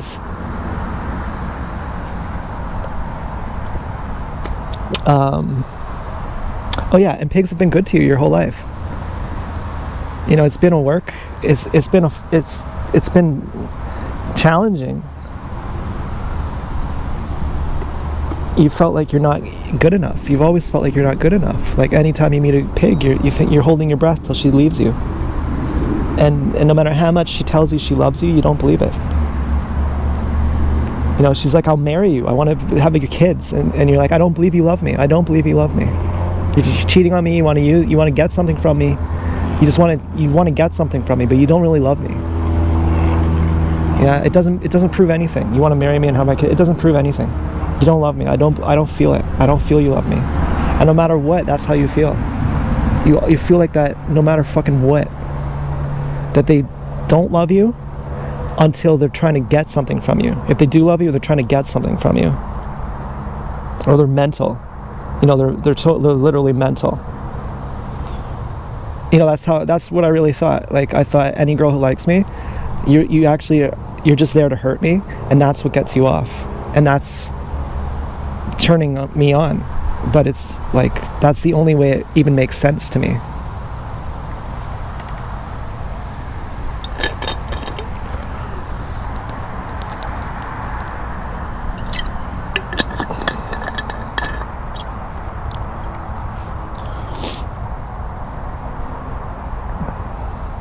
I don't know if there's something to it. If it's a projection, Osho says all sexual love is possessive. That I'm projecting, that I'm saying I want you all to myself. I want to have you in my cage forever. You're never allowed to leave, and I'm going to leave. You're going to stay here, and I'm going to go get more.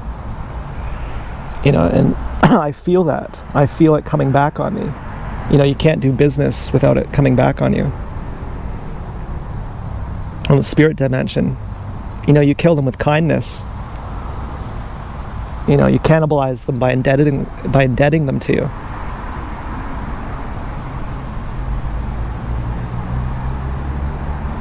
And then you feel it. They fucking hate me, man. They fucking hate me. Well, because you're using them. You know, you're trying to make them your mom. You're trying to feel special through them. And they like that, but they want something back from you then. They want that same thing back from you, and you don't like that. You know, that's making you realize that. You should be proud that you're good lovers. That you're perfect mirrors, you know, that you see your ugliness through the other. That you're such good mirrors. That you love the other one so much that you're willing to put yourself aside to get a better view of them. And that in doing that, you get a better view of yourself, and you're disgusted. And you say, this is not fit for us. This is not worthy of us.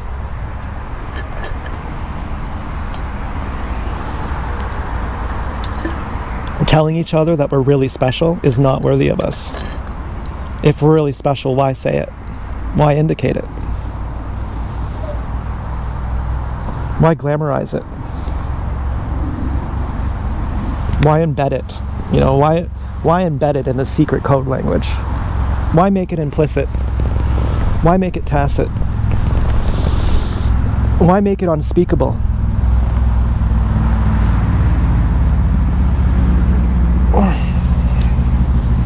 You know, because you don't really believe it. And because it's not really true. Because someone who's actually special wouldn't prove it.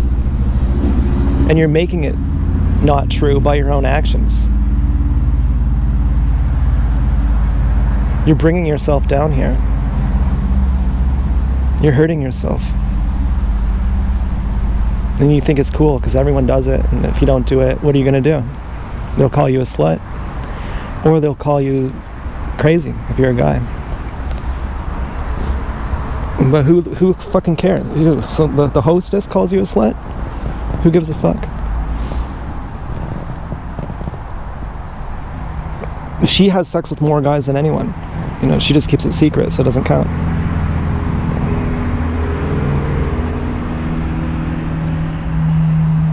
What does it even mean? It means you're weird. It means you don't fit in. It means you're not popular.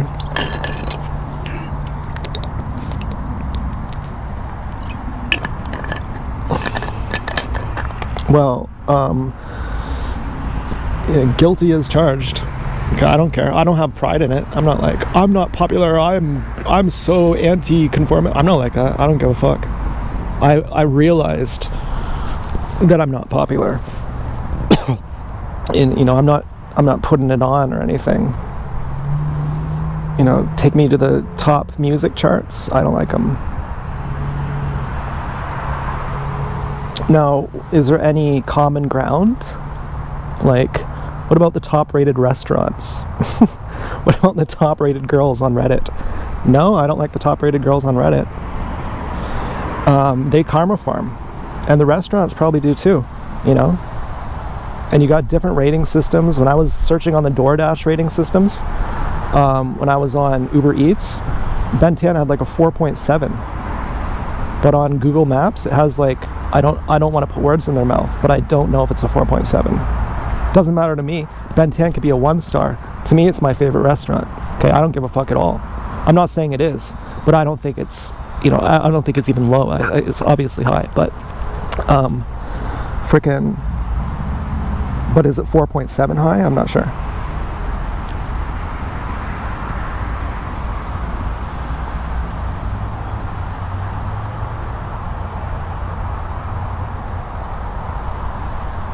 Yeah, and that's the other thing. I love my pigs. You know, it's not just, oh, it's a numbers game. I just want to have 4 pigs to be cool. I distinctly love these pigs.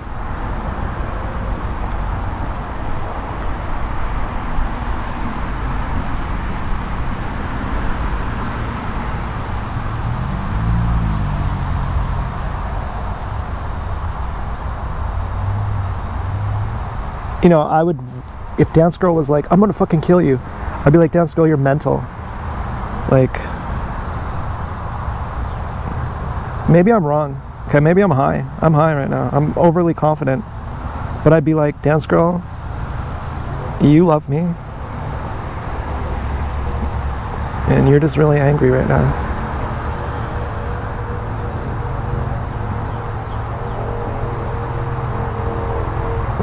This only proves how much you love me. If I was less strong, I would jack off to this. But, you know, I'm saving my nut for a real experience. You know, I'm thankful for this. And I want real butthole.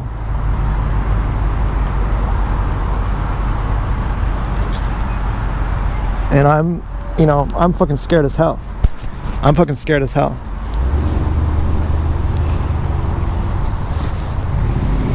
Now, what did I mean earlier when I said are there other men in my predicament?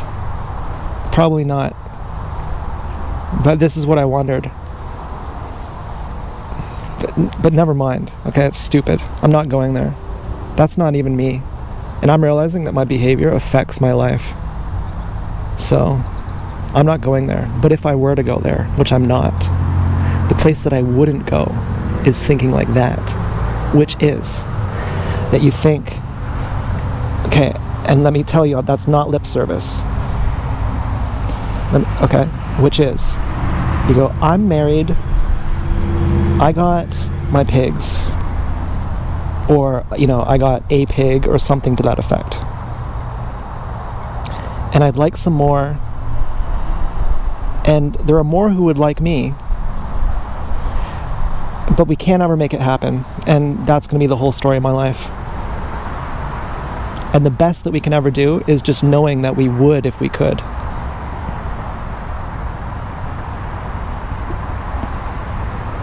And isn't it fucking treacherous? And isn't that my life? I thought in your worst case scenario where you don't have any pigs, you're the same. Like, you know, I've lived with someone long enough to know what it is to just masturbate into somebody.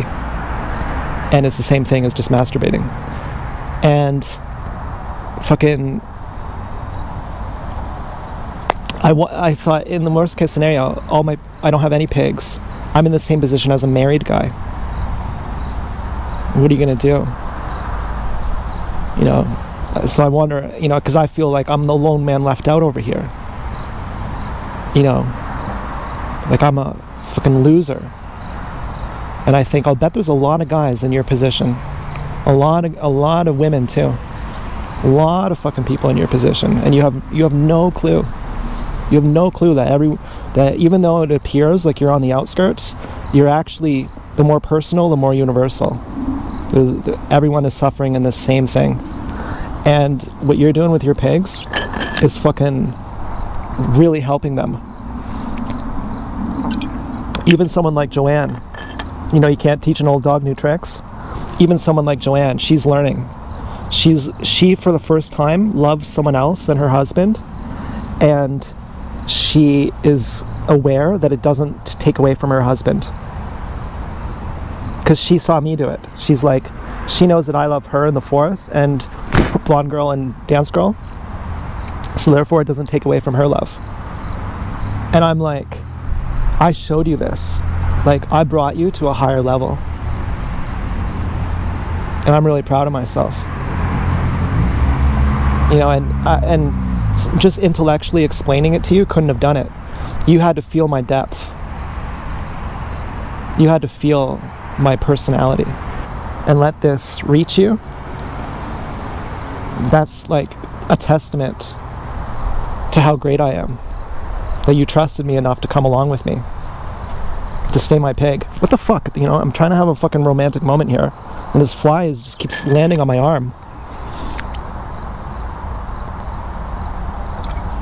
I don't think flies bite, but you know, it's disconcerting when a freaking fly lands on your arm a bunch of times, and then on your back. You know, that would be the worst place to get a tattoo. Like right on your midriff, on the sides. I would hate that. You know, if there's any place I don't want a bug landing, it's there. And a spider crawled on my balls once on an island, and this girl started laughing. You know, it was fucking scary. You know. Yeah, I had sex on a fucking island, or some, you know, I don't know what it's called, in the middle of a lake. But it was cool. It was like, you know, very risque. You know, there could have been boats around. It's like, yeah, we own this fucking island.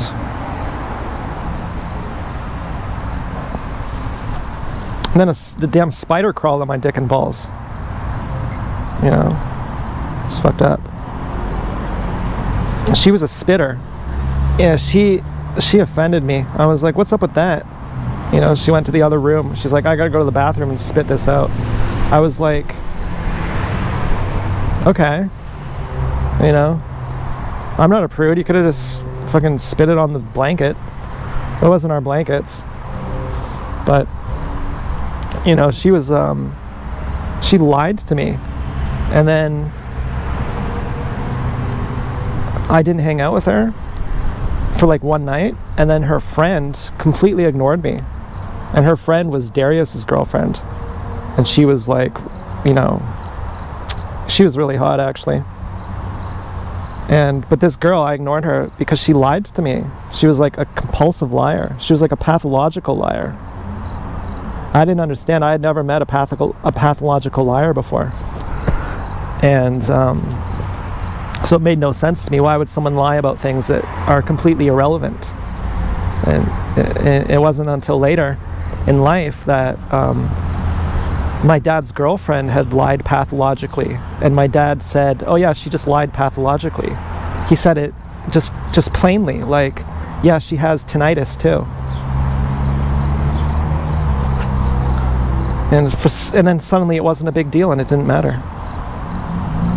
And I thought, why did, you know, that set me off all those years ago with that girl? It must have been because one-itis, your specialhood.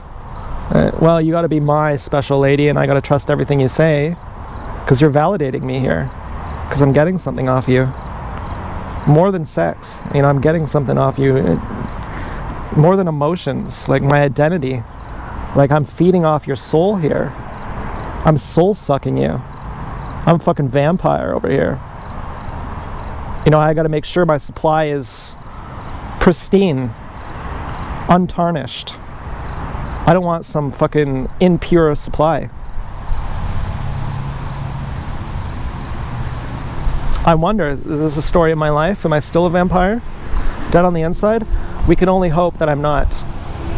I can only do everything in my power to be not. The pigs will decide. We put the trust in the pigs. So far, I'm getting pretty good fucking rapport with my pigs. I'm making headroom with my pigs. Okay, we got lots of love. We've had some raunchy fantasies, and we've moved on. We're more than that. We're more than that. We know what each other fantasizes about. We know how to get each other off. We know that we make each other get off, and we love each other. And we're still here. No, I'm a bit nervous to say this, okay? I'm a bit biting my nails saying this. I'm going with you, you're afraid to go for a fucking walk.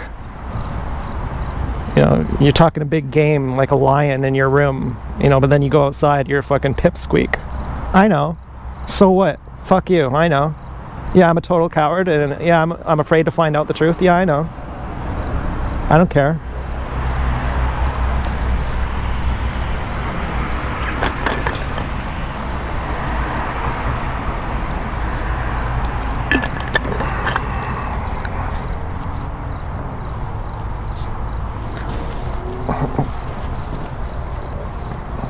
I'm processing the truth I already have.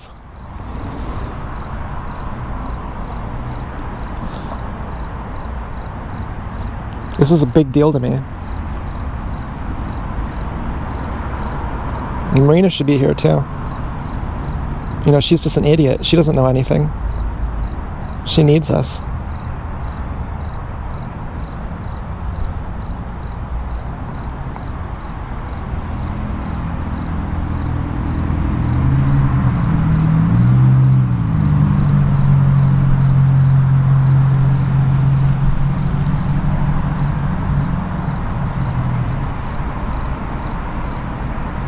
Do you ever feel bad for your pig that got away? You're like, you're just an idiot. You don't know anything, and you need us.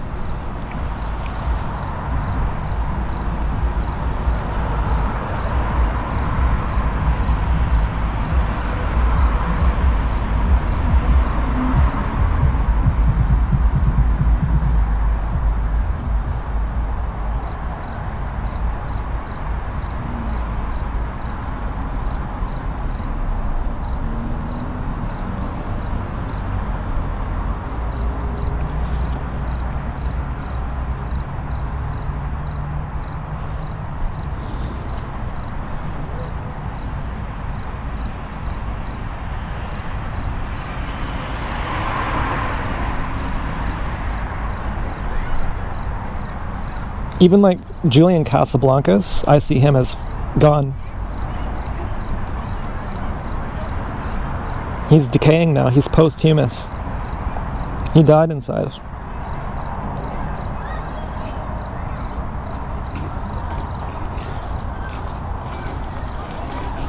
Joanne is still alive. She's a rare one.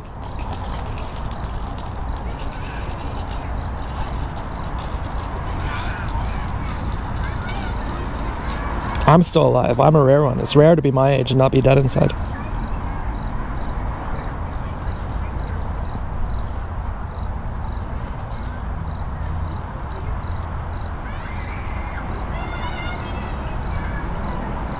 Most people die.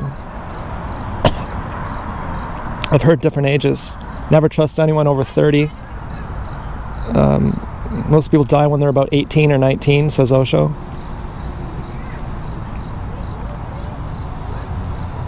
Osho at another time said after 30, just about everyone is bankrupt.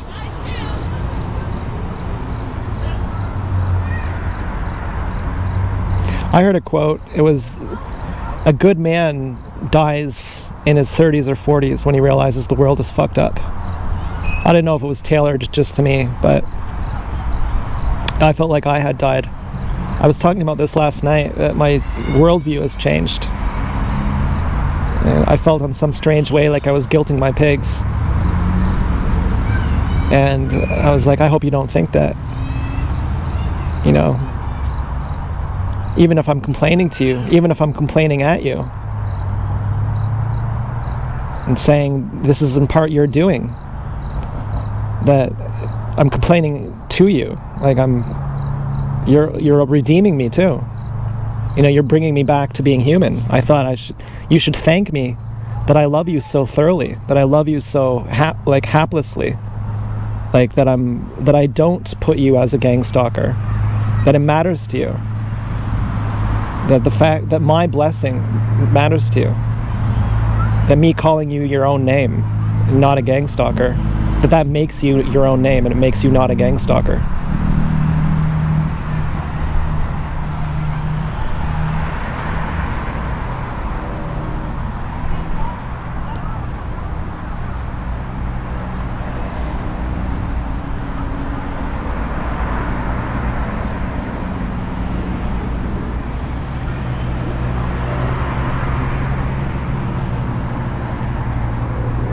And then life is beautiful, man. Oh man, if I could get, it's already beautiful.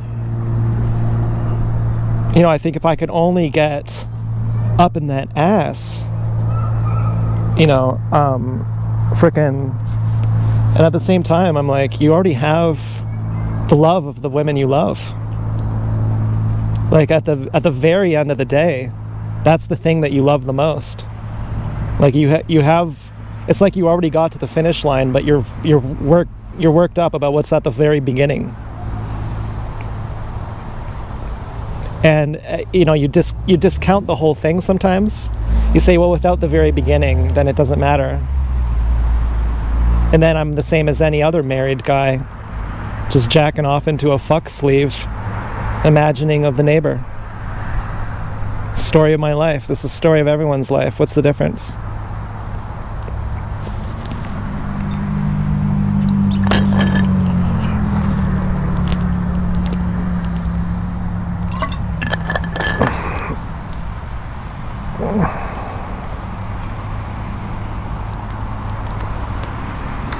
I'm kind of cold. I need some more water.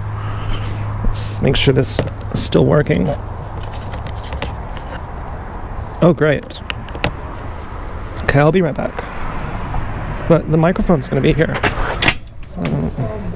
And it's really nice out.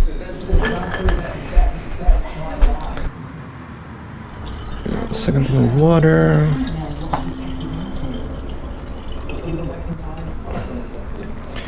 And then I'm going to put some salt in this water.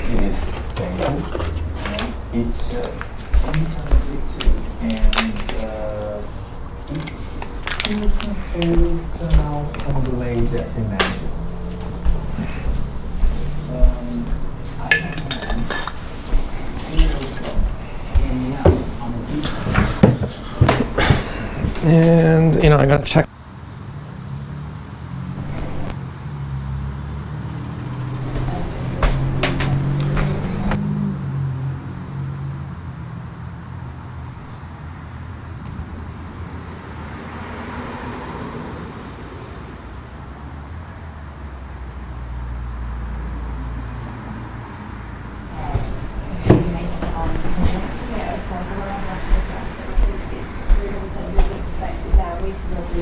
So yeah.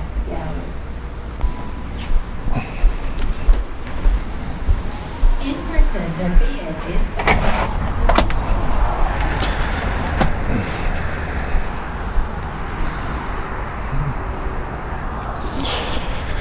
Yeah, all I'm ever doing is hanging out with my pigs, you know?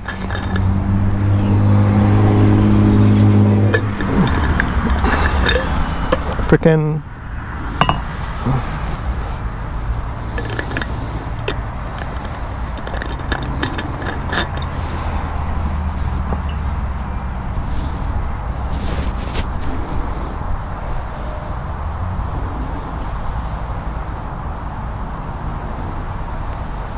You know, I don't have anyone else to talk to.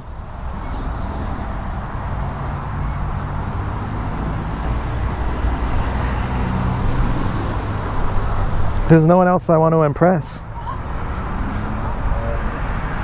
I don't get it. When people are like, I want to be famous, I'm like, I don't even get it. I just want to impress my pigs. And like my friends and family. I don't care about, oh shit, the neighbor's coming out. I'm just gonna put my head up. I don't wanna say hi. I don't wanna say hi. I don't wanna say hi. I'm not in the mood. I'm not in the mood. I'm not even looking. I don't know who it is. I don't even know who it is. I'm not in the mood right now. I'm sorry. I do love them. I do love them, but I'm just not in the mood. But where do they go anyway? You know, I always wave to them. I always wave to them, but I'm just not in the mood right now. I'm just too high. Now they're pulling. Oh, it's the woman over here. Okay. Yeah, okay. I'm just not in the freaking mood.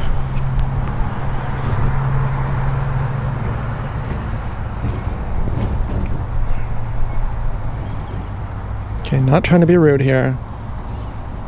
Just don't want to talk to anyone right now. Except my pigs.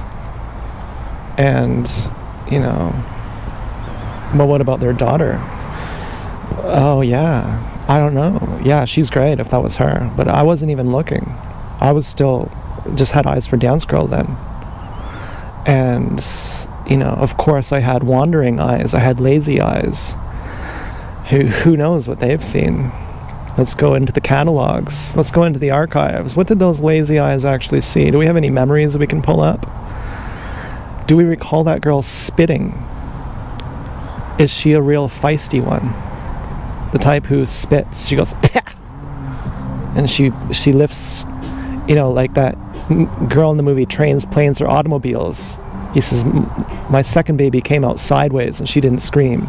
She can handle it. Let her lift up the whole truck. Don't help her. Is she one of those types? She's like, I may not have eyeballs, but I have fucking cojones, and I'll lift your fucking truck, boy. I'm like, oh, shit. You know, oh, shit. I'm like, does she understand tonality? Obviously, I understand tonality. You'd say, but you can never compete with a blind girl. She hears tonality that you've never dreamt of. I say, yeah, but I had my dick skin cut off. So what do you want to say about that? And I've been targeted. What do you want to say about that? I've had to decipher, don't you think being thrown in the mud makes you a little bit more keen to pick up on the differences in tone while your personality is forming? Okay, isn't it not a coincidence that all the Nobel Prize winners are circumcised? Maybe you're a little bit more keen after someone flays you. Well, I've been flayed and targeted, so imagine how keen I am. Imagine how much detail I put into my tone. And I'm waiting for someone who can finally hear it. I'm waiting for someone who finally comprehends all of it, and not even a slight bit of it is over your head. Someone who can say, I hear you, and I go, thank you. Thank you. I've been waiting my whole life, and I can tell why your mom was apprehensive to give her little baby daughter away to me. Someone as blind as me. But what can I say? I mean, what can I say?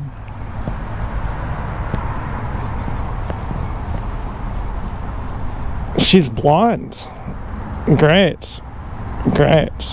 You know, was that even her? And now there's some truck that comes over too. You know, who knows whose that truck is? Looks like a big man's truck. Who knows what she has going on? Yeah, I don't know. And then we got old Ava to worry about. And sometimes I think about Marina, but I wouldn't even want to bother her. I hope she's doing good.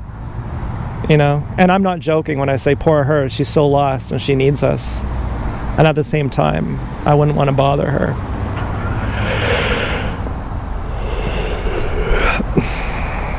I'm sure she has things to figure out, and it would feel really tacky if I talked to her. If I really said that out loud, hey, you're really confused and you need to come back. as soon as I'd say it, I'd sound like,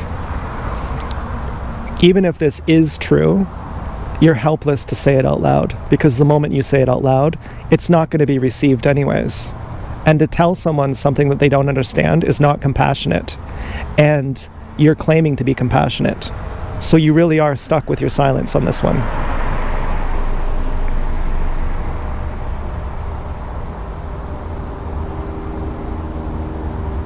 Now, when I waved to that woman, she took a minute to wave back to me one time. I had to really prompt her, like, hello, you know, whatever the CIA said. Okay, John Wayne Gacy works for the CIA. Okay, the people who came to talk to you about me, they're literally the employers of John Wayne Gacy and of Charles Manson. Literally, for real, not joking, for real, for real. Hello, I'm a real person, I'm waving to you. Took her a minute, I had to prompt her. Now, she just came out there. Did I know it was her? Could I tell it was her just on the vibes? And I'm like, oh, I'm gonna put my head up. Because I can already feel your apprehensiveness. I can feel your monitoringness. I can feel your energy. I already know you before you're even in front of me. I already know you. And, you know, I'm going to give you a taste of your own medicine. When you're around, I'm just going to be looking up at the sky for some reason. I'm just going to have to recline. And it'll never be the enemy. I did this to Joanne. When Joanne was walking by, I instantly reclined. And I thought, my God, she's never going to walk near me again. You know, I had to make her mad just to get her back. I had to go, you do still care about me. You will still try and kill me. You know, you better not leave. You better not leave. I thought that's about Dance Girl. I'm like, you're like, you don't even understand who I am to you. Like that we've been married a long time.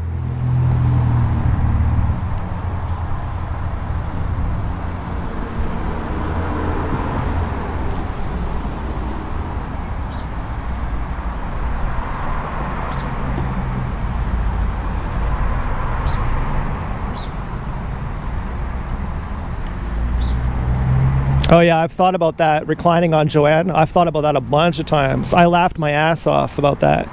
And I thought, oh, you know, I was so proud of myself that she's going to think I'm so smart that right on the spur of the moment I knew what to do. I didn't think that ahead. She knew I couldn't have thought of that ahead. And then I thought, oh God, and now you're never going to see her again.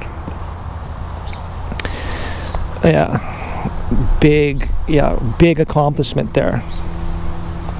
You know. And what was I really afraid of anyway? Well, I don't know, the fact that she walks by with her husband. You know, the fact that she never thought it through. I had a point too. You know, I had a point too. And I'm not even jealous. You know, I'm not even jealous. So therefore, what's your point then? Well,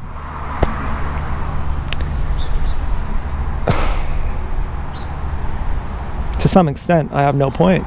To some extent, I'm sorry. Yeah, I miss seeing her, but at the same time,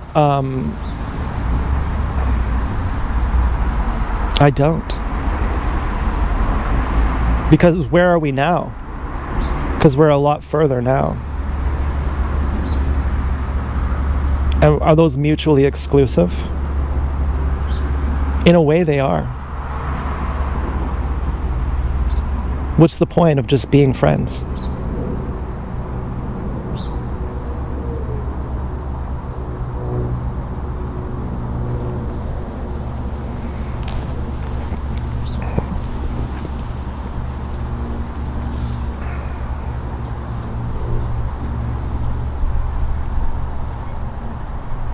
And that's why I'm so proud. She never considered it. She never considered you can love someone else.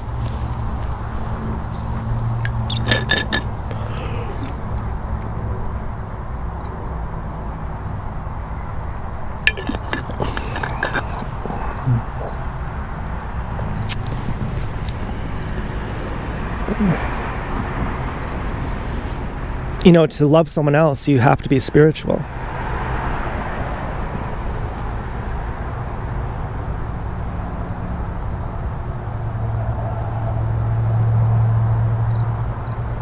I'm not going to explain why, but you should be able to figure it out. That for you to love someone else, they can love someone else too. Then you can't be the center and the existence in their life, like the reason for existing. Like you can't be like everything to them. That you can have like different needs met by different people. That you don't have to you don't have to meet someone on every single one of their needs. And so you have to get over yourself to be like that.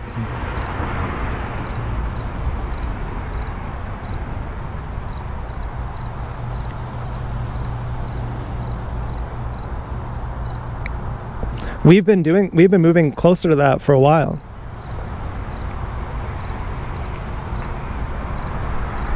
Now who's we? You know, you say me and Dance Girl, but by some standard you say me and Joanne.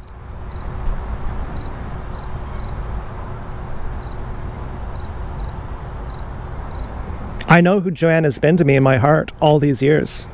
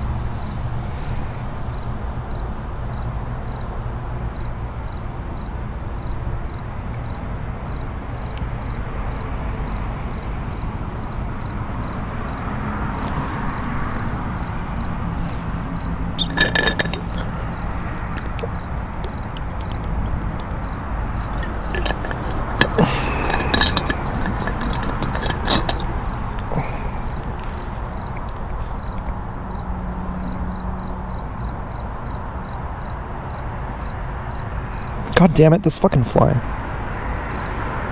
I'm just fucking putting it on, like I don't really care. I'm a drama queen.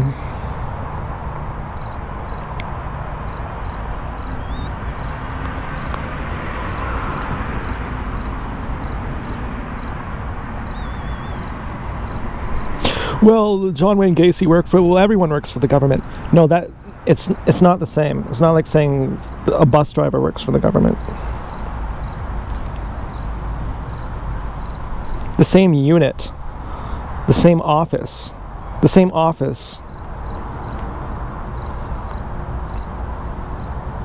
Freaking gets me zippy sometimes.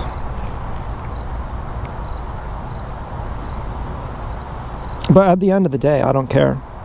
Because the people who hate me, I'm like, I don't even like you. It's really that simple. I don't even dislike you.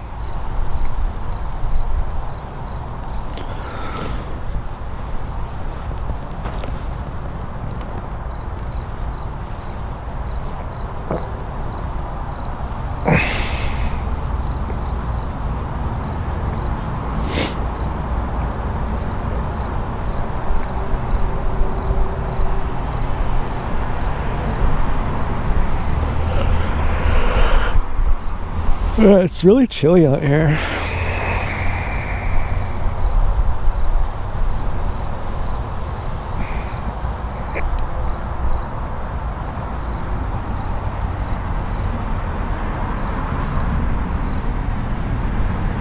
If I had money, we would have a projector on the wall.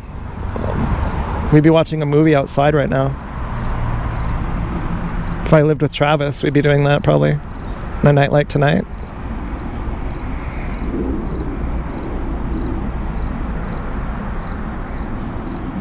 We used to shine our projector on our neighbor's wall And then the neighbors came out and they said, "Nice pussy," to Dim Dum's ex-pig who was hanging outside naked. Nice pussy. It was so vulgar. It was so fucking vulgar.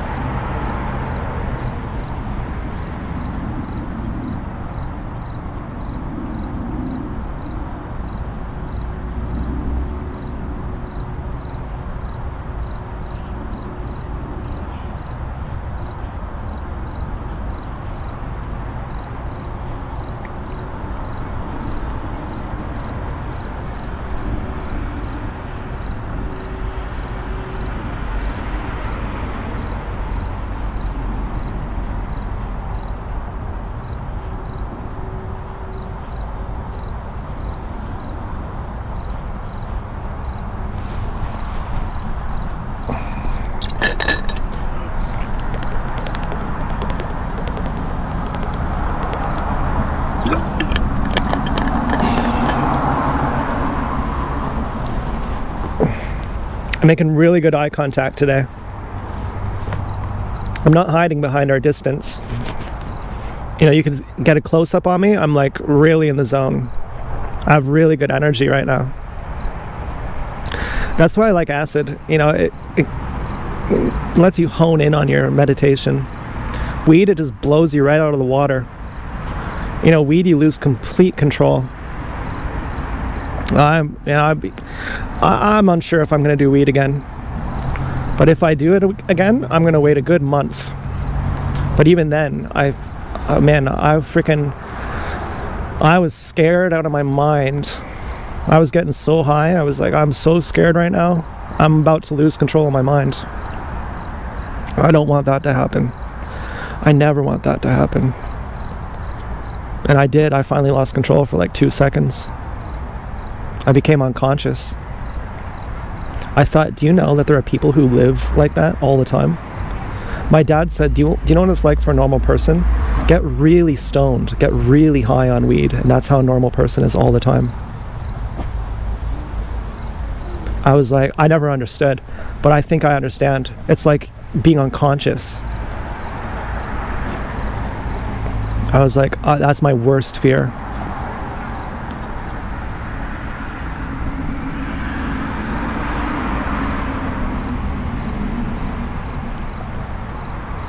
Man, I'm fucking cold over here. Why is it so cold? I need to wear some track pants or something.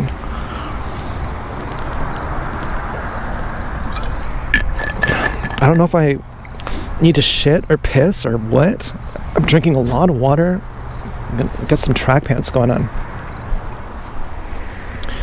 You know, I'll bring you with me over here.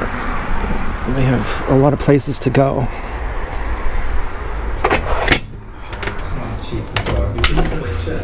Wow. Pardon? It's really nice. With piercing Yeah, this guy is crazy. and brand new cosmetic procedures. Thumb surgeries. What they've No, done. 20-some. Oh, 20-some. Here's like the The biggest first regret guy I have right now. that looked like they had a plastic Is this face. series? I think there's usually something ugly about these people. Yeah, like he was not that plastic before, but now he looks like a plastic person. Others Huh. to get work done. Yeah. Look at, she's got a beautiful body. No. A boob job. She got I'll be asking them. that. Look at that guy. He's plastic. I wasn't into her body. But for some guys, they would be into her body, She you know. got she got liposuction off her stomach and her thighs and her lower legs, and she got it put into her booty, Oh, that's a good idea. and got a boob job. I think there's like 22. they're called like ghetto hoes, where they have a huge butt but skinny legs. Oh my god, I get to see this guy's whole dick and balls on TV. That's crazy. Tonight, goes to extreme. Yeah, there's something more gay about a guy getting surgery and less gay too about it. Like as a woman, you should know better. Wants to see the back of his trousers. You should know better than what to get One surgery. woman's Yeah, you know, Marina had tons of surgery on her lips. She got Botox in her lips all the time, and I thought it's a little too much. the yummy money They with look a like massive balloons. tattoo. Sometimes they did. I thought, can someone even kiss you? I think your lips gonna explode. And are they ever gonna start looking a bit saggy, a bit like they're deflated? Who's planning to pop his And then there's nothing you can do. Then you're just getting more and more Botox. I'm literally speechless. I'm making this movie. I probably shouldn't be filming the TV or get copyrighted or something. comes to our tobacco, it's the case of big copies.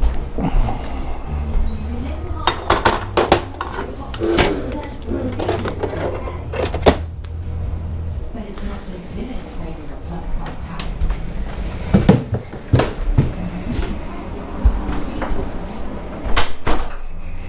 Okay, so, FYI, TMI.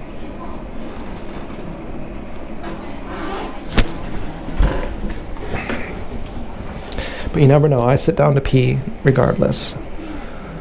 Oh my god. Wow.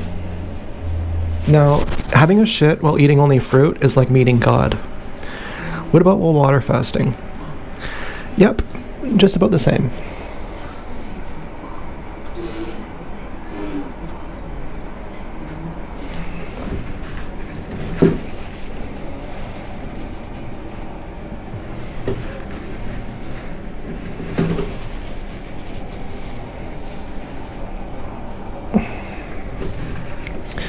And having no hemorrhoids, or whatever it is, that when you scrape your butt and it hurts. Okay, this is not a normal thing for me to have blood when I wipe my butt. Okay, so don't think that I'm normally someone who has hemorrhoids or something like that. Okay, I'm just saying, after a while, there was like 4 days where I had this scrape on my butt, and to wipe it really hard, it kind of hurt. And now I don't have that anymore. And so I'm, appreciative of that the chips are up, for this experience here. This was great.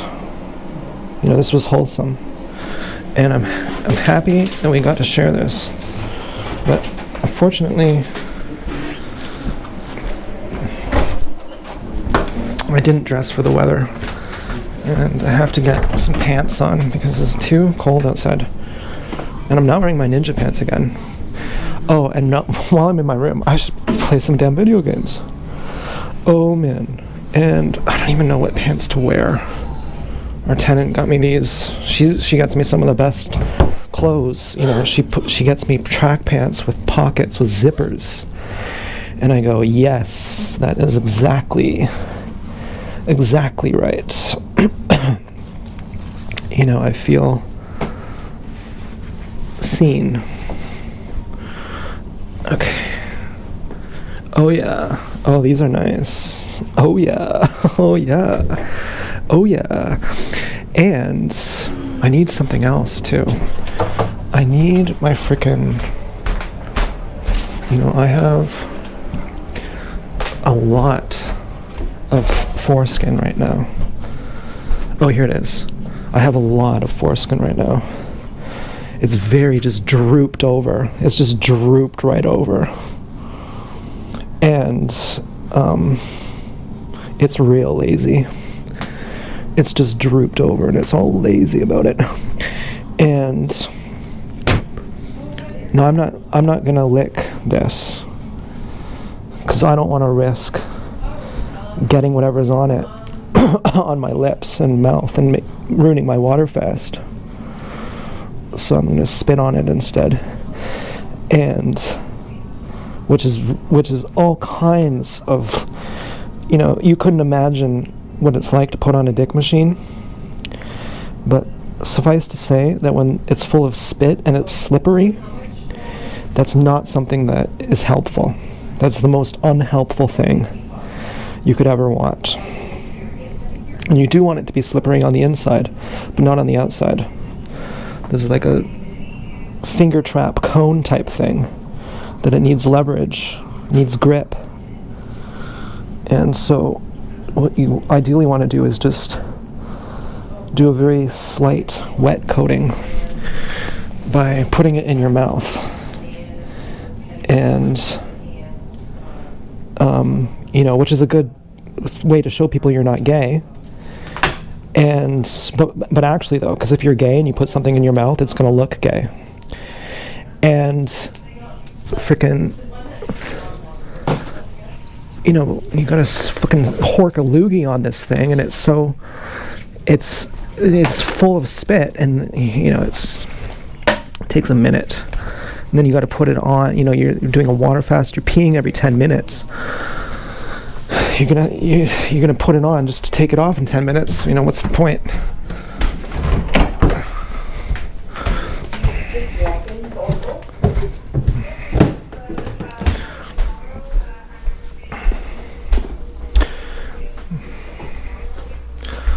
Okay, where did I put Yeah, like, I need it for like September 5th. So Stuart, you're very bad. you know, Friday before September 5th, I have a wedding. So I'll maybe book for like a few days before.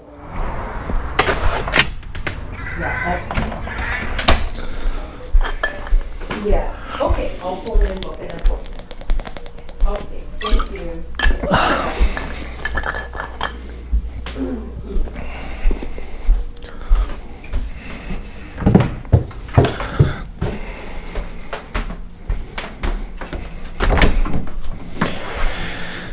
Okay, I'm really sorry to say it, but it might be time to play video games. Maybe call that mental illness. Okay, you're sitting around playing video games. You're supposed to be an adult.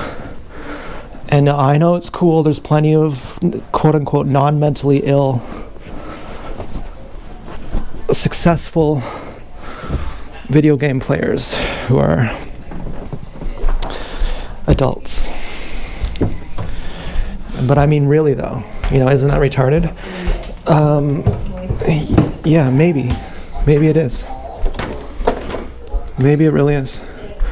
You know, shouldn't you be going for a walk? Well, you already sat outside. Like, I don't know what else you want from me. You already sat outside.